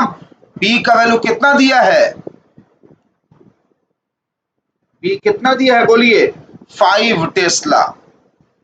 बी कितना दिया है? 5 टेस्ला दिया है ना? बी कितना दिया है? 5 टेस्ला। पाई आर स्क्वायर रखिए, आर का वैल्यू कितना है 5 सेंटीमीटर, तो आर स्क्वायर कितना हुआ 5 का स्क्वायर 25 सेंटीमीटर में है तो मीटर में आया। स्क्वायर है इसलिए 10⁻⁻2 अपॉन डेल्टा टी कितना दिया है 1/2। ठीक है ना, कितना आ गया बोलिए, ये 2 ऊपर गया 10 बना, 10 यहाँ के -3 कर दिया इसे, तो ये आ गया 25 पाई इंटू 10 का पावर -3 वोल्ट। है ना आसान, डायरेक्ट फॉर्मूला लगा दिया 25 पाई इंटू 10 का पावर -4। ठीक,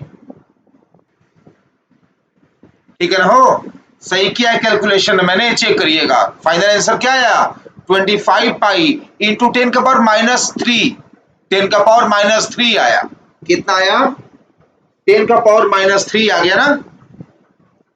ठीक है, क्या लगाना है concept, average induce EMF d phi by D t होता है, sorry delta phi by delta t होता है। ठीक है, अगला सवाल देखिए, नेक्स्ट क्वेश्चन है, मान लीजिए कि स्क्वायर लूप है, तो अ कंडक्टिंग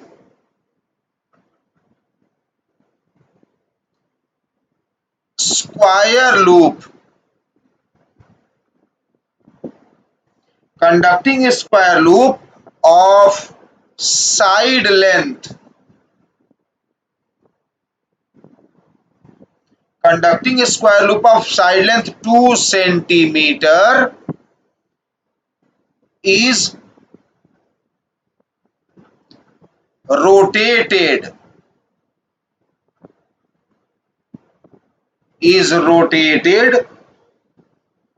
by 180 degree। ठीक है ना, by rotated by 180 degree in 0.2 seconds, है ना।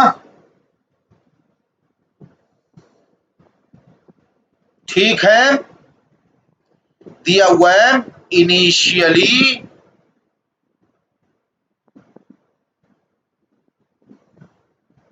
loop is perpendicular to a uniform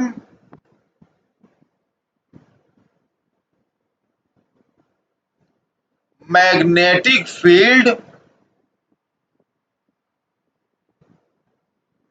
B।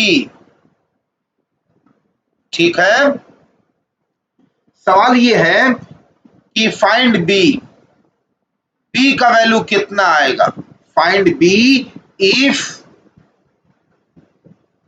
Shortcut लिख रहा हूं मैं, फाइंड बी इफ, इज नहीं if, find B if magnitude of average induced EMF is equal to 20 millivolt. यह question है। तो आपने एक स्क्वायर लूप लिया है जिसको मैग्नेटिक फील्ड के, स्क्वायर लूप लिया है जिसका साइड लेंथ 2 सेंटीमीटर है और इसको मैग्नेटिक फील्ड के शुरू में परपेंडिकुलर रखा गया था, 180 डिग्री घुमा दिया गया, कितने टाइम में 0.2 सेकेंड में, जिससे average induced EMF 20 millivolt आया। तो बताइए मैग्नेटिक फील्ड कितना था, ठीक है ना, बताइए मैग्नेटिक फील्ड कितना था।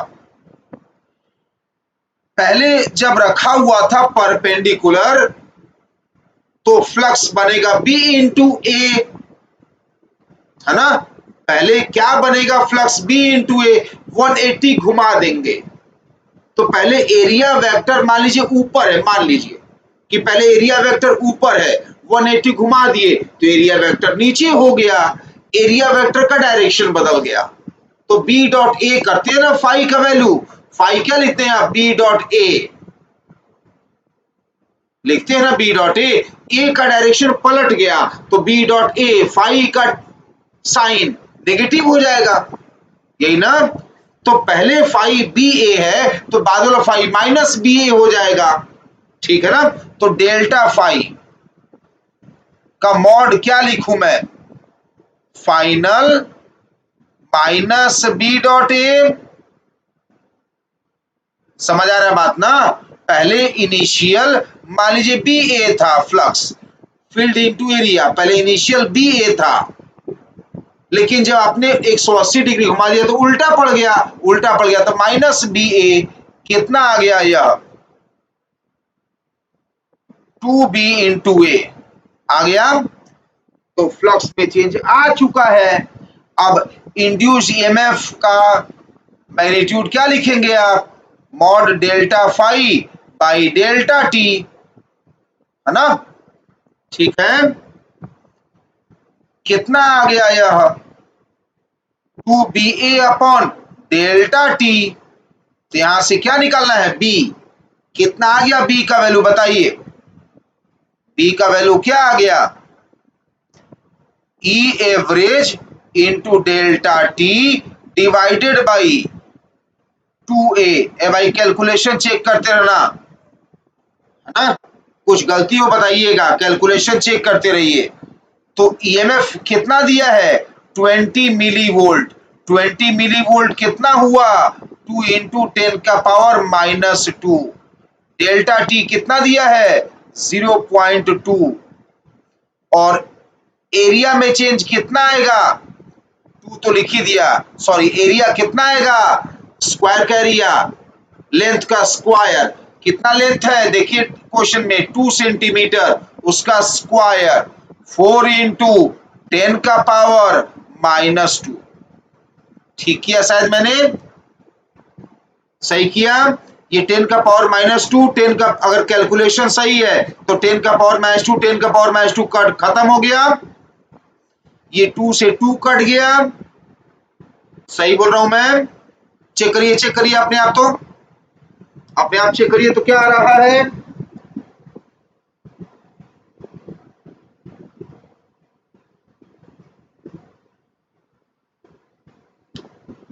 अच्छा, एरिया शायद मैंने गलत लिख दिया ना? एरिया सेंटीमीटर में दिया था ना? एरिया क्या दिया था? सेंटीमीटर में। तो एल का स्क्वायर क्या हो जाएगा?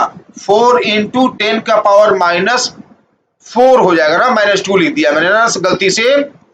4 इंटू 10 का पावर माइनस 4 हो जाएगा ना यहाँ पर। अरे सेंटीमीटर है ना?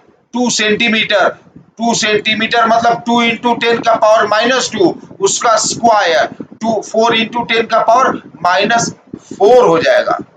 खैर इसीलिए बोल रहा हूं कैलकुलेशन चेक करते रहिए, कैलकुलेशन अपने आप से भी चेक करते रहिए। चलिए खैर अब तो शायद सही है। कितना आ गया देखिए?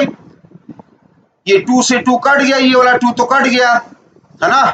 ये 10 का पावर माइनस 4 ऊपर भेजेंगे तो प्लस 4 बन के जाएगा। माइनस 2 पहले से था तो 10 का पावर 200, 100 इंटू 0.2 20, 20/4, शायद 5 आ गया क्या?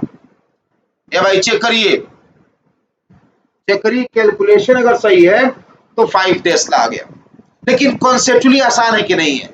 क्या करना है? ई एवरेज का formula delta phi by delta t, simple यही तो अप्लाई किया है, कुछ दिमाग कहां लगाया है? कैलकुलेशन देख लीजिए, थोड़ा जगह कम था ना इसलिए। चलिए कोई बात नहीं, आप रफ पे कैलकुलेशन करके चेक करिएगा ना। ओके, अगला सवाल देखिए। नेक्स्ट क्वेश्चन है, अगला सवाल है, कंडक्टिंग लूप ले रहे हैं जिसका एरिया ए है। A conducting loop of area A, conducting loop of area A is placed perpendicular to magnetic field B। A area का एक लूप है, मैग्नेटिक फील्ड के परपेंडिकुलर रखा हुआ है। ठीक है, अब सवाल में दिया हुआ है the loop is moved out, the loop is moved out from magnetic field, एक लूप था कंडक्टिंग लूप जिसका एरिया कितना है A, ठीक है ना। मैग्नेटिक फील्ड के परपेंडिकुलर रखा हुआ है, कितना मैग्नेटिक फील्ड है B, लूप को मैग्नेटिक फील्ड से बाहर निकाल दिया। ओके, तो सवाल है find charge phloem through any cross section of loop if its resistance is R। मान लीजिए लूप का रेजिस्टेंस R है, मैग्नेटिक फील्ड में रखा हुआ था, परपेंडिकुलर मैग्नेटिक फील्ड्स थे, इसको आप बाहर निकाल दिए, रेजिस्टेंस अगर इसका R है तो किसी भी क्रॉस सेक्शन से चार्ज कितना फ्लो हुआ होगा। तो याद होगा आपको चार्ज फ्लो का डायरेक्ट फॉर्मूला लगाइए, डेल्टा फाई बाई आर, है ना। पहले कितना फ्लक्स था BA, फाइनली कितना फ्लक्स हुआ 0, मैग्नीट्यूड निकाल रहा हूं, इससे प्लस माइनस नहीं लिख रहा हूं मैं। Initial flux B into A, number of turns तो 1 है, n तो 1 हो गया, बचा मैग्नेटिक फील्ड इंटू एरिया, तो B इंटू A हो गया, फ्लक्स फाइनल 0, तो फ्लक्स में चेंज BA अपॉन R। लो भैया एक लाइन का सवाल है ये तो, है ना, एक लाइन का सवाल, बस आप फॉर्मूला याद रखिए। अब अगला क्वेश्चन देखिए, नेक्स्ट क्वेश्चन है, मान लीजिए यह एक लाइन है, इस लाइन के right hand side uniform magnetic field है, इस लाइन के राइट हैंड साइड में यूनिफॉर्म मैग्नेटिक फील्ड है, वह uniform magnetic field B assume करेंगे, ठीक है ना। यूनिफॉर्म थोड़ा नीचे से बना दे रहा हूं मैं, यूनिफॉर्म मैग्नेटिक फील्ड हम लोग B एज्यूम करेंगे,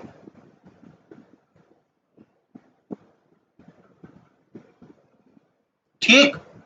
और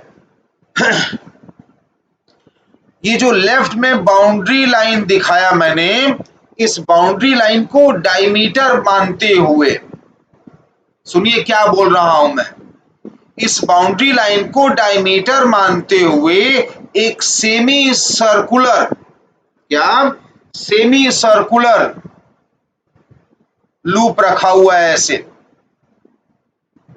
ऐसे एक लूप रखा हुआ है ना। देखिए बाउंड्री लाइन को डायमीटर माना है, सेमी सर्कुलर लूप ऐसे रखा हुआ है, ये सेमी सर्कुलर लूप का सेंटर मान लीजिए और इसका रेडियस R है, ये इसका रेडियस R है। अब क्या किया जा रहा है कि जो अभी दिखाया मैंने, ये इसका सेंटर यहीं से एक्सिस पास हो रहा है और इस लूप को ओमेगा स्पीड से ऐसे घुमा रहे हैं, है ना। तो इस सेमी सर्कुलर लूप में इंड्यूस्ड ईएमएफ निकालना है। लिखिए सवाल, मैं खाली डिक्टेट करूंगा, हर बार थोड़ा लिखूंगा मैं। लिखिए सवाल, find induced EMF in the loop after time t, ठीक है ना। तो t टाइम के बाद इस लूप का पोजीशन मान लीजिए ऐसे हो गया, घूम गया ना लूप, इसके अबाउट अब घुमा रहे थे, घूम गया, तो इस लूप का पोजीशन मान लीजिए अब ऐसे हो गया, अंदर चला गया, इसका कुछ हिस्सा मैग्नेटिक फील्ड के अंदर चला गया, कुछ हिस्सा इसका, ठीक है ना। तो कितना अंदर गया, ये एंगल थीटा मान रहा हूं मैं, ठीक, ये एंगल थीटा मान लिया। तो कितना एरिया अंदर गया बताइए, ये एरिया, कितना ही एरिया ना अंदर है, तो वहीं से ना फ्लक्स बनेगा। तो एरिया क्या लिखूं बताइए, सेक्टर का एरिया हो गया, क्या होता है R स्क्वायर थीटा बाई 2, और थीटा कहां से आया, घुमाने से आया, तो R स्क्वायर बाई 2 थीटा मतलब फिर ओमेगा टी हो जाएगा, theta equal to omega t. तो देयरफॉर फाई कितना आ गया, बी इंटू एरिया, यानी B are square by 2 into omega t. तो इंड्यूस्ड ईएमएफ का फॉर्मूला क्या होता है? Lenz law, sorry Faraday law से minus D phi by D t. क्या वेरिएबल है इसमें? केवल टाइम। तो क्या आ गया answer? B are square by 2 into omega. T का डिफरेंशिएशन 1 हो गया ना। कितना आ गया answer? B are square by 2 into omega.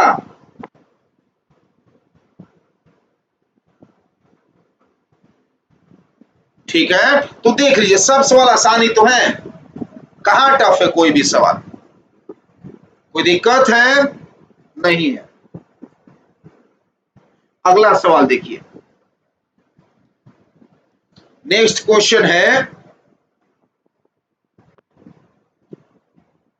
अगला सवाल है, एक कंडक्टिंग लूप है,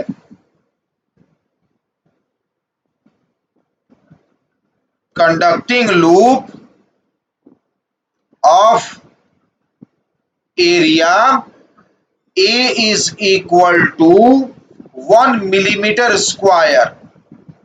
A is equal to 1 millimeter square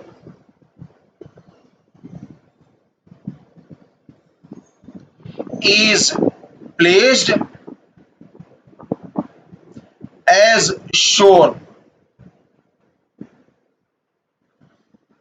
देखिए, ये कोई सा भी एक कंडक्टिंग लूप ले लीजिए, ये मान लीजिए स्क्वायर लूप या कोई सा लूप, शेप से यहां पर मतलब नहीं है क्योंकि लूप का एरिया डायरेक्ट दिया हुआ है। तो इस लूप का एरिया ए है और इसको ऐसे रखा गया है इस तरह से, एक वायर के प्लेन में रखा हुआ है। कैसा वायर है यह? इनफाइनाइट वायर है ना? ये इनफाइनाइट वायर में करंट आई फ्लो है और ये लूप रखा हुआ है, ठीक है ना? ये ऐसे रखा हुआ है। Conducting loop of area 1 millimetre square is placed as shown. Okay, दिया हुआ है कि यह दूरी, ये दूरी दिया हुआ है आर, ये दूरी आर गिवन है 20 सेंटीमीटर। कितना दिया है यह? 20 सेंटीमीटर। तो सवाल ये है कि इफ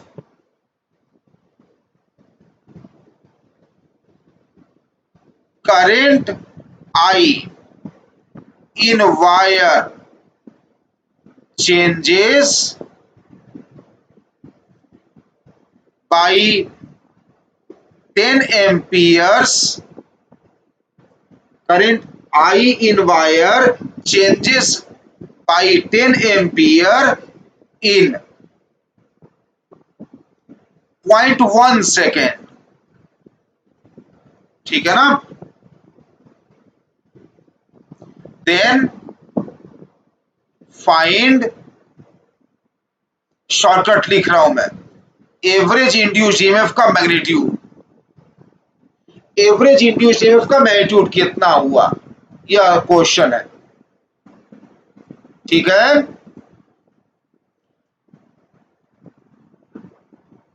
समझ गए सवाल? एक वायर और लूप एक ही प्लेन में रखे हुए हैं, एक वायर और लूप एक ही प्लेन में रखे हुए हैं जैसे कि डायग्राम में दिख रहा है, लेकिन वायर में करंट 10 एम्पियर बढ़ गया चाहे कम हो गया 0.1 सेकेंड में, तो कितना इंड्यूस ईएमएफ हुआ, यही हम लोग को निकालना है। ठीक,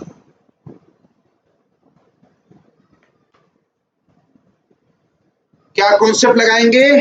D phi by D t, solution लिख रहा हूं मैं, ई बराबर delta phi by delta t, है ना?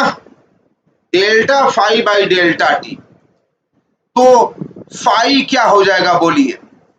फाई हो जाएगा मैग्नेटिक फील्ड इनटू एरिया। कौन बना रहा है मैग्नेटिक फील्ड? वायर। तो mu naught I upon 2πr infinite bar का मैग्नेटिक फील्ड इनटू एरिया। अब बताइए इसमें परिवर्तन कहां पे आ रहा है? करंट में। जब डेल्टा फाई लिखेंगे आप तो क्या हो जाएगा? म्यू नॉट इंटू डेल्टा आई अपॉन 2πr इंटू एरिया। खाली करंट ही ना बदल रहा है। देयरफॉर ई एवरेज, मैग्नीट्यूड लिख रहा हूं, बार बार मॉड का साइन नहीं लगा रहा हूं मैं। Delta five by delta T कितना आ गया बोलिए? ये आ गया म्यू नॉट ए, थोड़ा अच्छे से लिख दे रहा हूं मैं, mu not a upon 2πr delta I by delta T. बस सबका वैल्यू रखिए, सब कुछ गिवन है इसमें ना है। म्यू नॉट बाई 4π कितना होता है? म्यू नॉट बाई 4π कितना होता है? 10 का पावर -7। तो म्यू नॉट बाई 2π है तो कितना हुआ? 2 इंटू 10 का पावर -7। ठीक, म्यू नॉट बाई 2π लिख दिया। एरिया क्या दिया है? 1 मिलीमीटर स्क्वायर, तो 10 का पावर -6। भैया लोग कैलकुलेशन देखते रहिए अपने आप से, कुछ गलती करूं सुधार लीजिएगा, बुरा भाग सुधार लीजिएगा। आर कितना दिया है? 20 सेंटीमीटर, यानी 2 इंटू 10 का पावर -1। डेल्टा आई 10 और डेल्टा टी 0.1 कितना आ गया बताइए तो कैलकुलेट करके अपने आप से, ये अपने आप कैलकुलेट करिए, मैं नहीं करूंगा।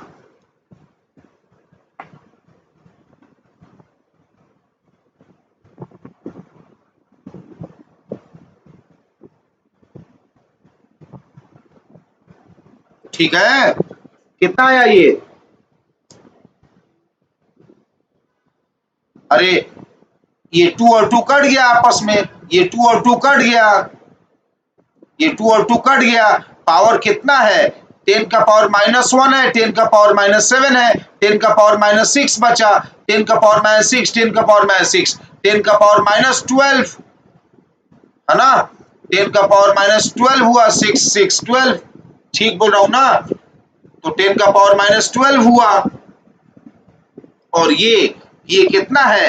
ये 100 है, 0.1 ऊपर भेजने तो 100 हो जाएगा ना, तो 10 का पावर -12 इंटू 100, शायद शायद चेक करिएगा, शायद 10 का पावर -10 वोल्ट आ रहा है। ठीक, तो देखिए सब सवाल आसान है, बस ध्यान पूर्वक करिए, सभी क्वेश्चंस इजी है। खूब सवाल भी आपको करा रहा हूं मैं, बहुत सवाल की प्रैक्टिस करा रहा हूं मैं आपको, है ना। अगला सवाल देखिए, नेक्स्ट क्वेश्चन है, एक स्क्वायर लूप है,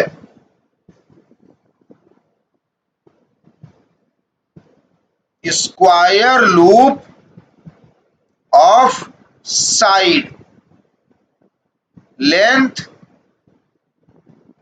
square loop of side length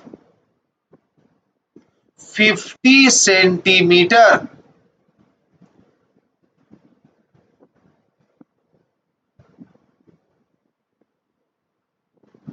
have 50 number of turns।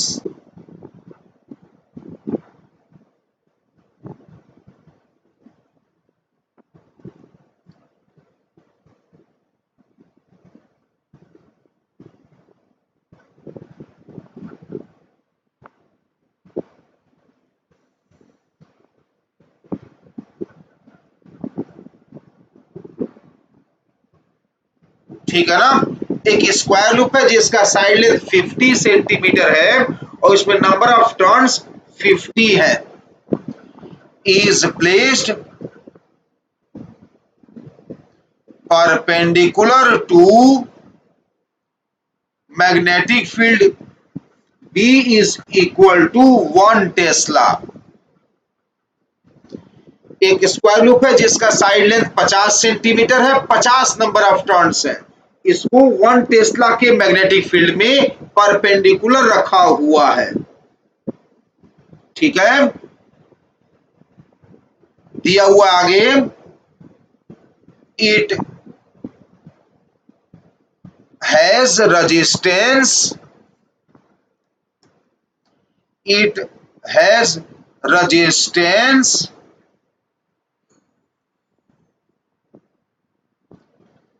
R is equal to 25 ओम। इसका रेजिस्टेंस दिया है 25 ओम। ओके, अब क्या किया गया, loop is removed from magnetic field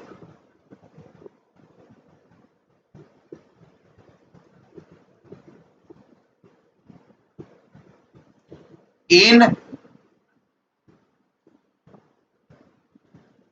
1/4 seconds। 1/4 second में लूप को मैग्नेटिक फील्ड से बाहर निकाल दिया गया, है ना। तो फाइंड पहला सवाल है एवरेज इंड्यूस्ड ईएमएफ का मैग्नीट्यूड,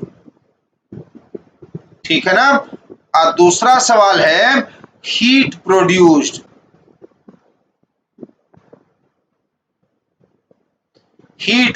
बराबर एच बराबर कितना, ये दो क्वेश्चन है।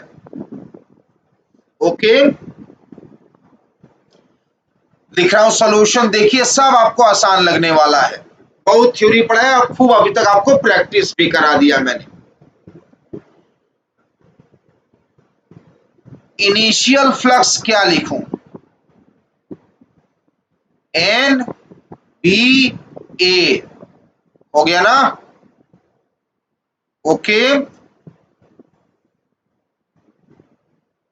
कितना आ गया, एन कितना दिया है 50, मैग्नेटिक फील्ड 1, एरिया साइड कितना दिया है 50 सेंटीमीटर, 50 सेंटीमीटर का स्क्वायर, 50 सेंटीमीटर कितना हुआ 1/2 मीटर हुआ ना, आधा मीटर हुआ ना, तो उसका स्क्वायर 1/4, ठीक, इतना वेबर इनिशियल फ्लक्स है।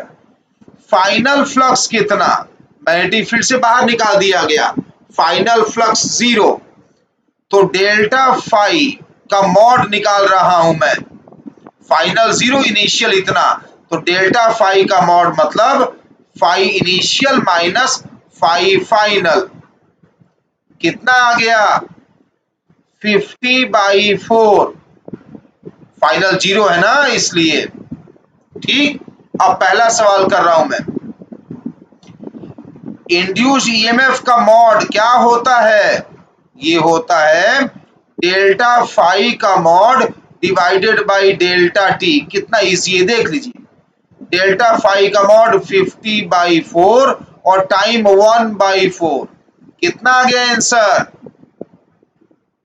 अरे सही किया है ना मैंने, हो सही किया है, चेक करिए तो 50 वोल्ट आ गया है कि नहीं, सही किया ना। दूसरा सवाल करिए, दूसरा सवाल, हीट प्रोड्यूस्ड का फॉर्मूला क्या होता है, I² डेल्टा टी ना, तो H बराबर क्या लिखूं, I² मतलब E²/R²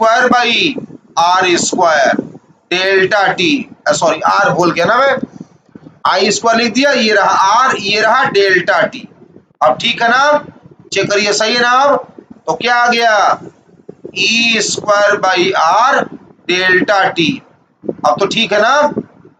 तो H बराबर E² मतलब 50 गुणे 50 अपॉन R मतलब रेजिस्टेंस 25 दिया है, और डेल्टा टी कितना है, डेल्टा टी 1/4, ठीक किया है मैंने शायद, तो नीचे आ गया 100, 00 कट गया, 25 आ गया, सही किया है मैंने, 25 जूल आंसर आ गया,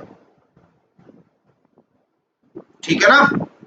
ओके, चलिए अगला सवाल देखिए, नेक्स्ट क्वेश्चन है,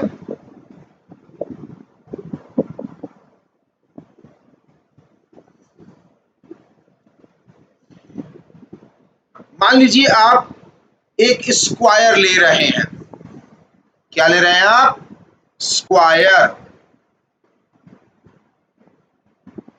ठीक है ना? चलिए मान लीजिए आपने यहाँ पे एक स्क्वायर लिया हुआ है।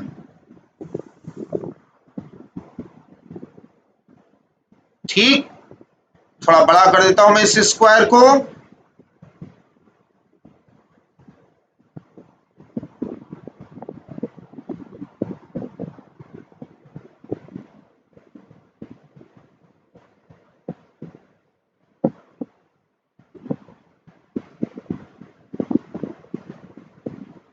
ये आप एक स्क्वायर लूप लिए हुए हैं। ठीक है ना?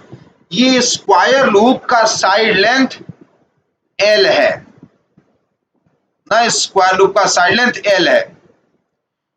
यह यूनिफॉर्म मैग्नेटिक फील्ड बी में रखा हुआ है। बी यहां पर यूनिफॉर्म है। कैसा है मैग्नेटिक फील्ड? लूप के प्लेन के परपेंडिकुलर है। दिख रहा है ना? ठीक है ना? अब आपने क्या किया कि इस स्क्वायर लूप को इधर से इस एज को पकड़कर यू स्पीड से खींचना शुरू किया और इधर वाले एज को पकड़कर लेफ्ट साइड में यू स्पीड से खींचना शुरू किया। ठीक है ना? तो जिससे होगा क्या? जिससे ये होगा कि ये जो एंगल दिख रहा है, ये वाला एंगल, ये एंगल कम होगा ना। दोनों एड्स दूर भागेंगे तो ये एंगल कम होगा। तो मान लीजिए कि कुछ समय बाद, मान लीजिए कुछ समय बाद ऐसा कंडीशन दिखा कि यह लूप का पोजीशन इस तरह से आया। ये लूप का पोजीशन ऐसे आ गया, देख लीजिए।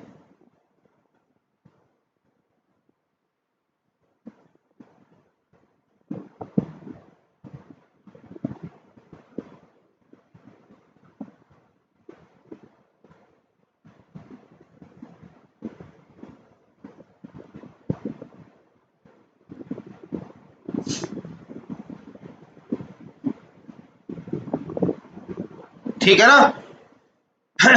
अब थोड़ा डायग्राम बड़ा बना दिया मैंने क्लियरिटी रहने के लिए। ये साइड लेंथ एल था, ये साइड लेंथ एल था, ये साइड लेंथ एल था। यहां से आपने इसको खींचा था ऐसे और आपने इसको भी इधर खींचा था ऐसे। ये मत सोचिएगा कि लूप का साइज बढ़ गया। डायग्राम बड़ा बनाया है मैंने क्योंकि यहाँ पर और ज्योमेट्रिकल फिगर्स बनाऊंगा मैं। तो क्वेश्चन ये है कि जब यह एंगल थीटा 60 डिग्री हो जाए, एंगल थीटा कितना हो जाए? 60 डिग्री। तो when theta is equal to 60 degree find induce EMF. इस ग्रुप में इंड्यूस ईएमएफ बताइए। ठीक है ना? ये सवाल है। तो देखिए थोड़ा सा कंस्ट्रक्शन करने जा रहा हूं मैं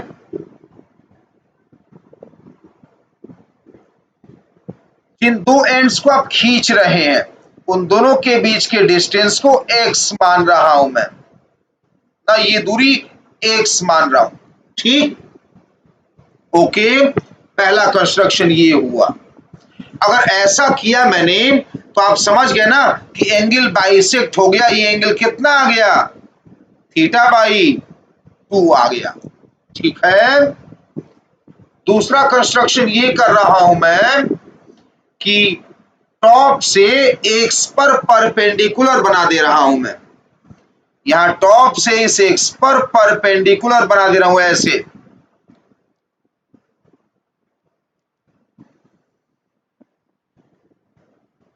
ठीक है, ये रहा हाइट h। क्यों ऐसा किया? क्योंकि मुझे एरिया चाहिए। क्यों एरिया चाहिए? क्योंकि फ्लक्स क्या होता है? B इंटू एरिया होता है ना, तो मुझे एरिया चाहिए। तो मैं क्या करूंगा, ऊपर ट्रायंगल दिख रहा है ना जिसका हाइट h है और बेस x है, वैसा ही ट्रायंगल नीचे भी दिख रहा है। तो जब मैं एरिया निकालूंगा, अब सॉल्यूशन करने जा रहा हूं मैं, जब एरिया निकालूंगा मैं तो लिखूंगा 2 इंटू ऊपर नीचे दो ट्रायंगल हैं, इसे डबल किया, half into base into height. ठीक है ना? निकल जाएगा ना एरिया ऐसे। तो बताइए क्या आ गया एरिया? ये 2 और 2 कट गया, x इंटू एच। x का वैल्यू बताइए, व्हाट इज x?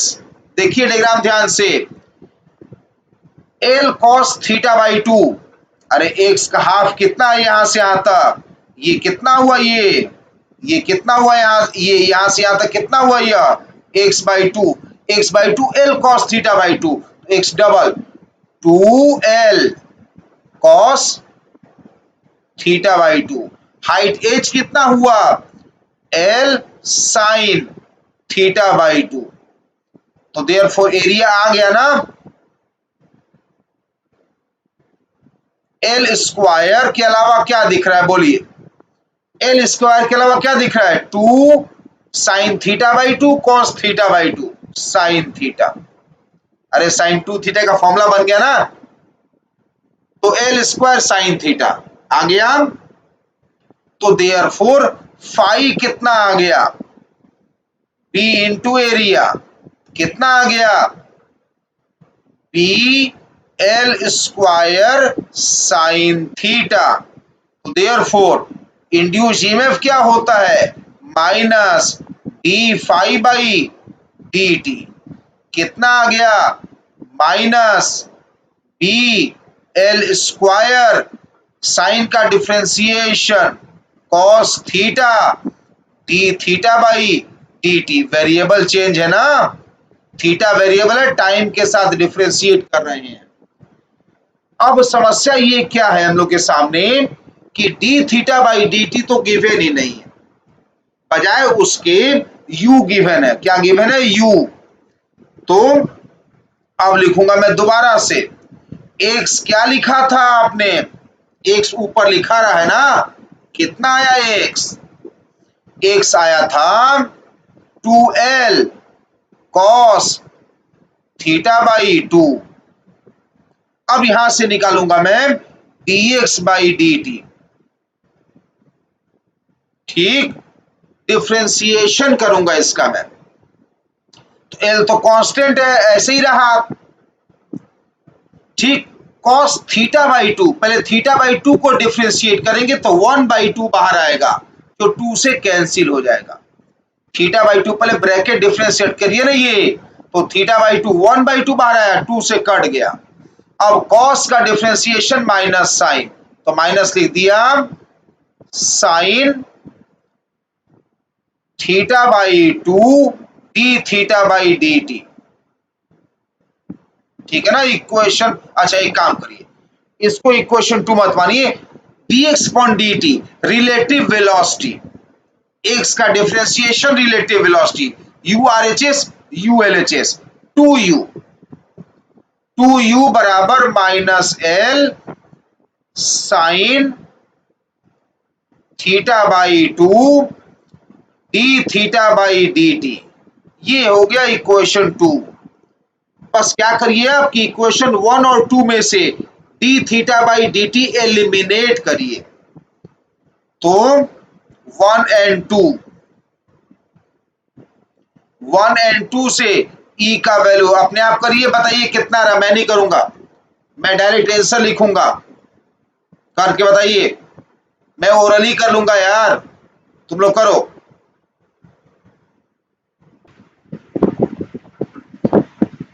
हो गया? कितना आया? जल्दी बोलिए कितना आया? ये आ गया 2BLU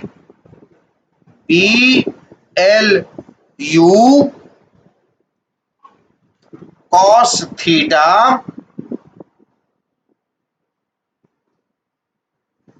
divided by sine theta by 2, है ना। अब थीटा क्या रखना है? थीटा क्या गिवन है क्वेश्चन में? 60 डिग्री। थीटा कितना गिवन है? 60 डिग्री। cos 61 हो गया ऊपर, और नीचे साइन cos 61 बाई 2 हो गया, और नीचे साइन थीटा बाई 2 31। ये तो कट गया, cos 60 अपॉन साइन 30 कट गया। क्या आंसर आ गया? 2BLU, है ना। क्या किया उन्होंने? थीटा का वैल्यू रखा है एज, लिख दे रहा हूं, लीजिए थीटा इक्वल टू 60 डिग्री हो गया, ठीक है ना। तो बहुत न्यूमेरिकल किए हम लोग, ओके ना, बहुत से न्यूमेरिकल किए, है कि नहीं।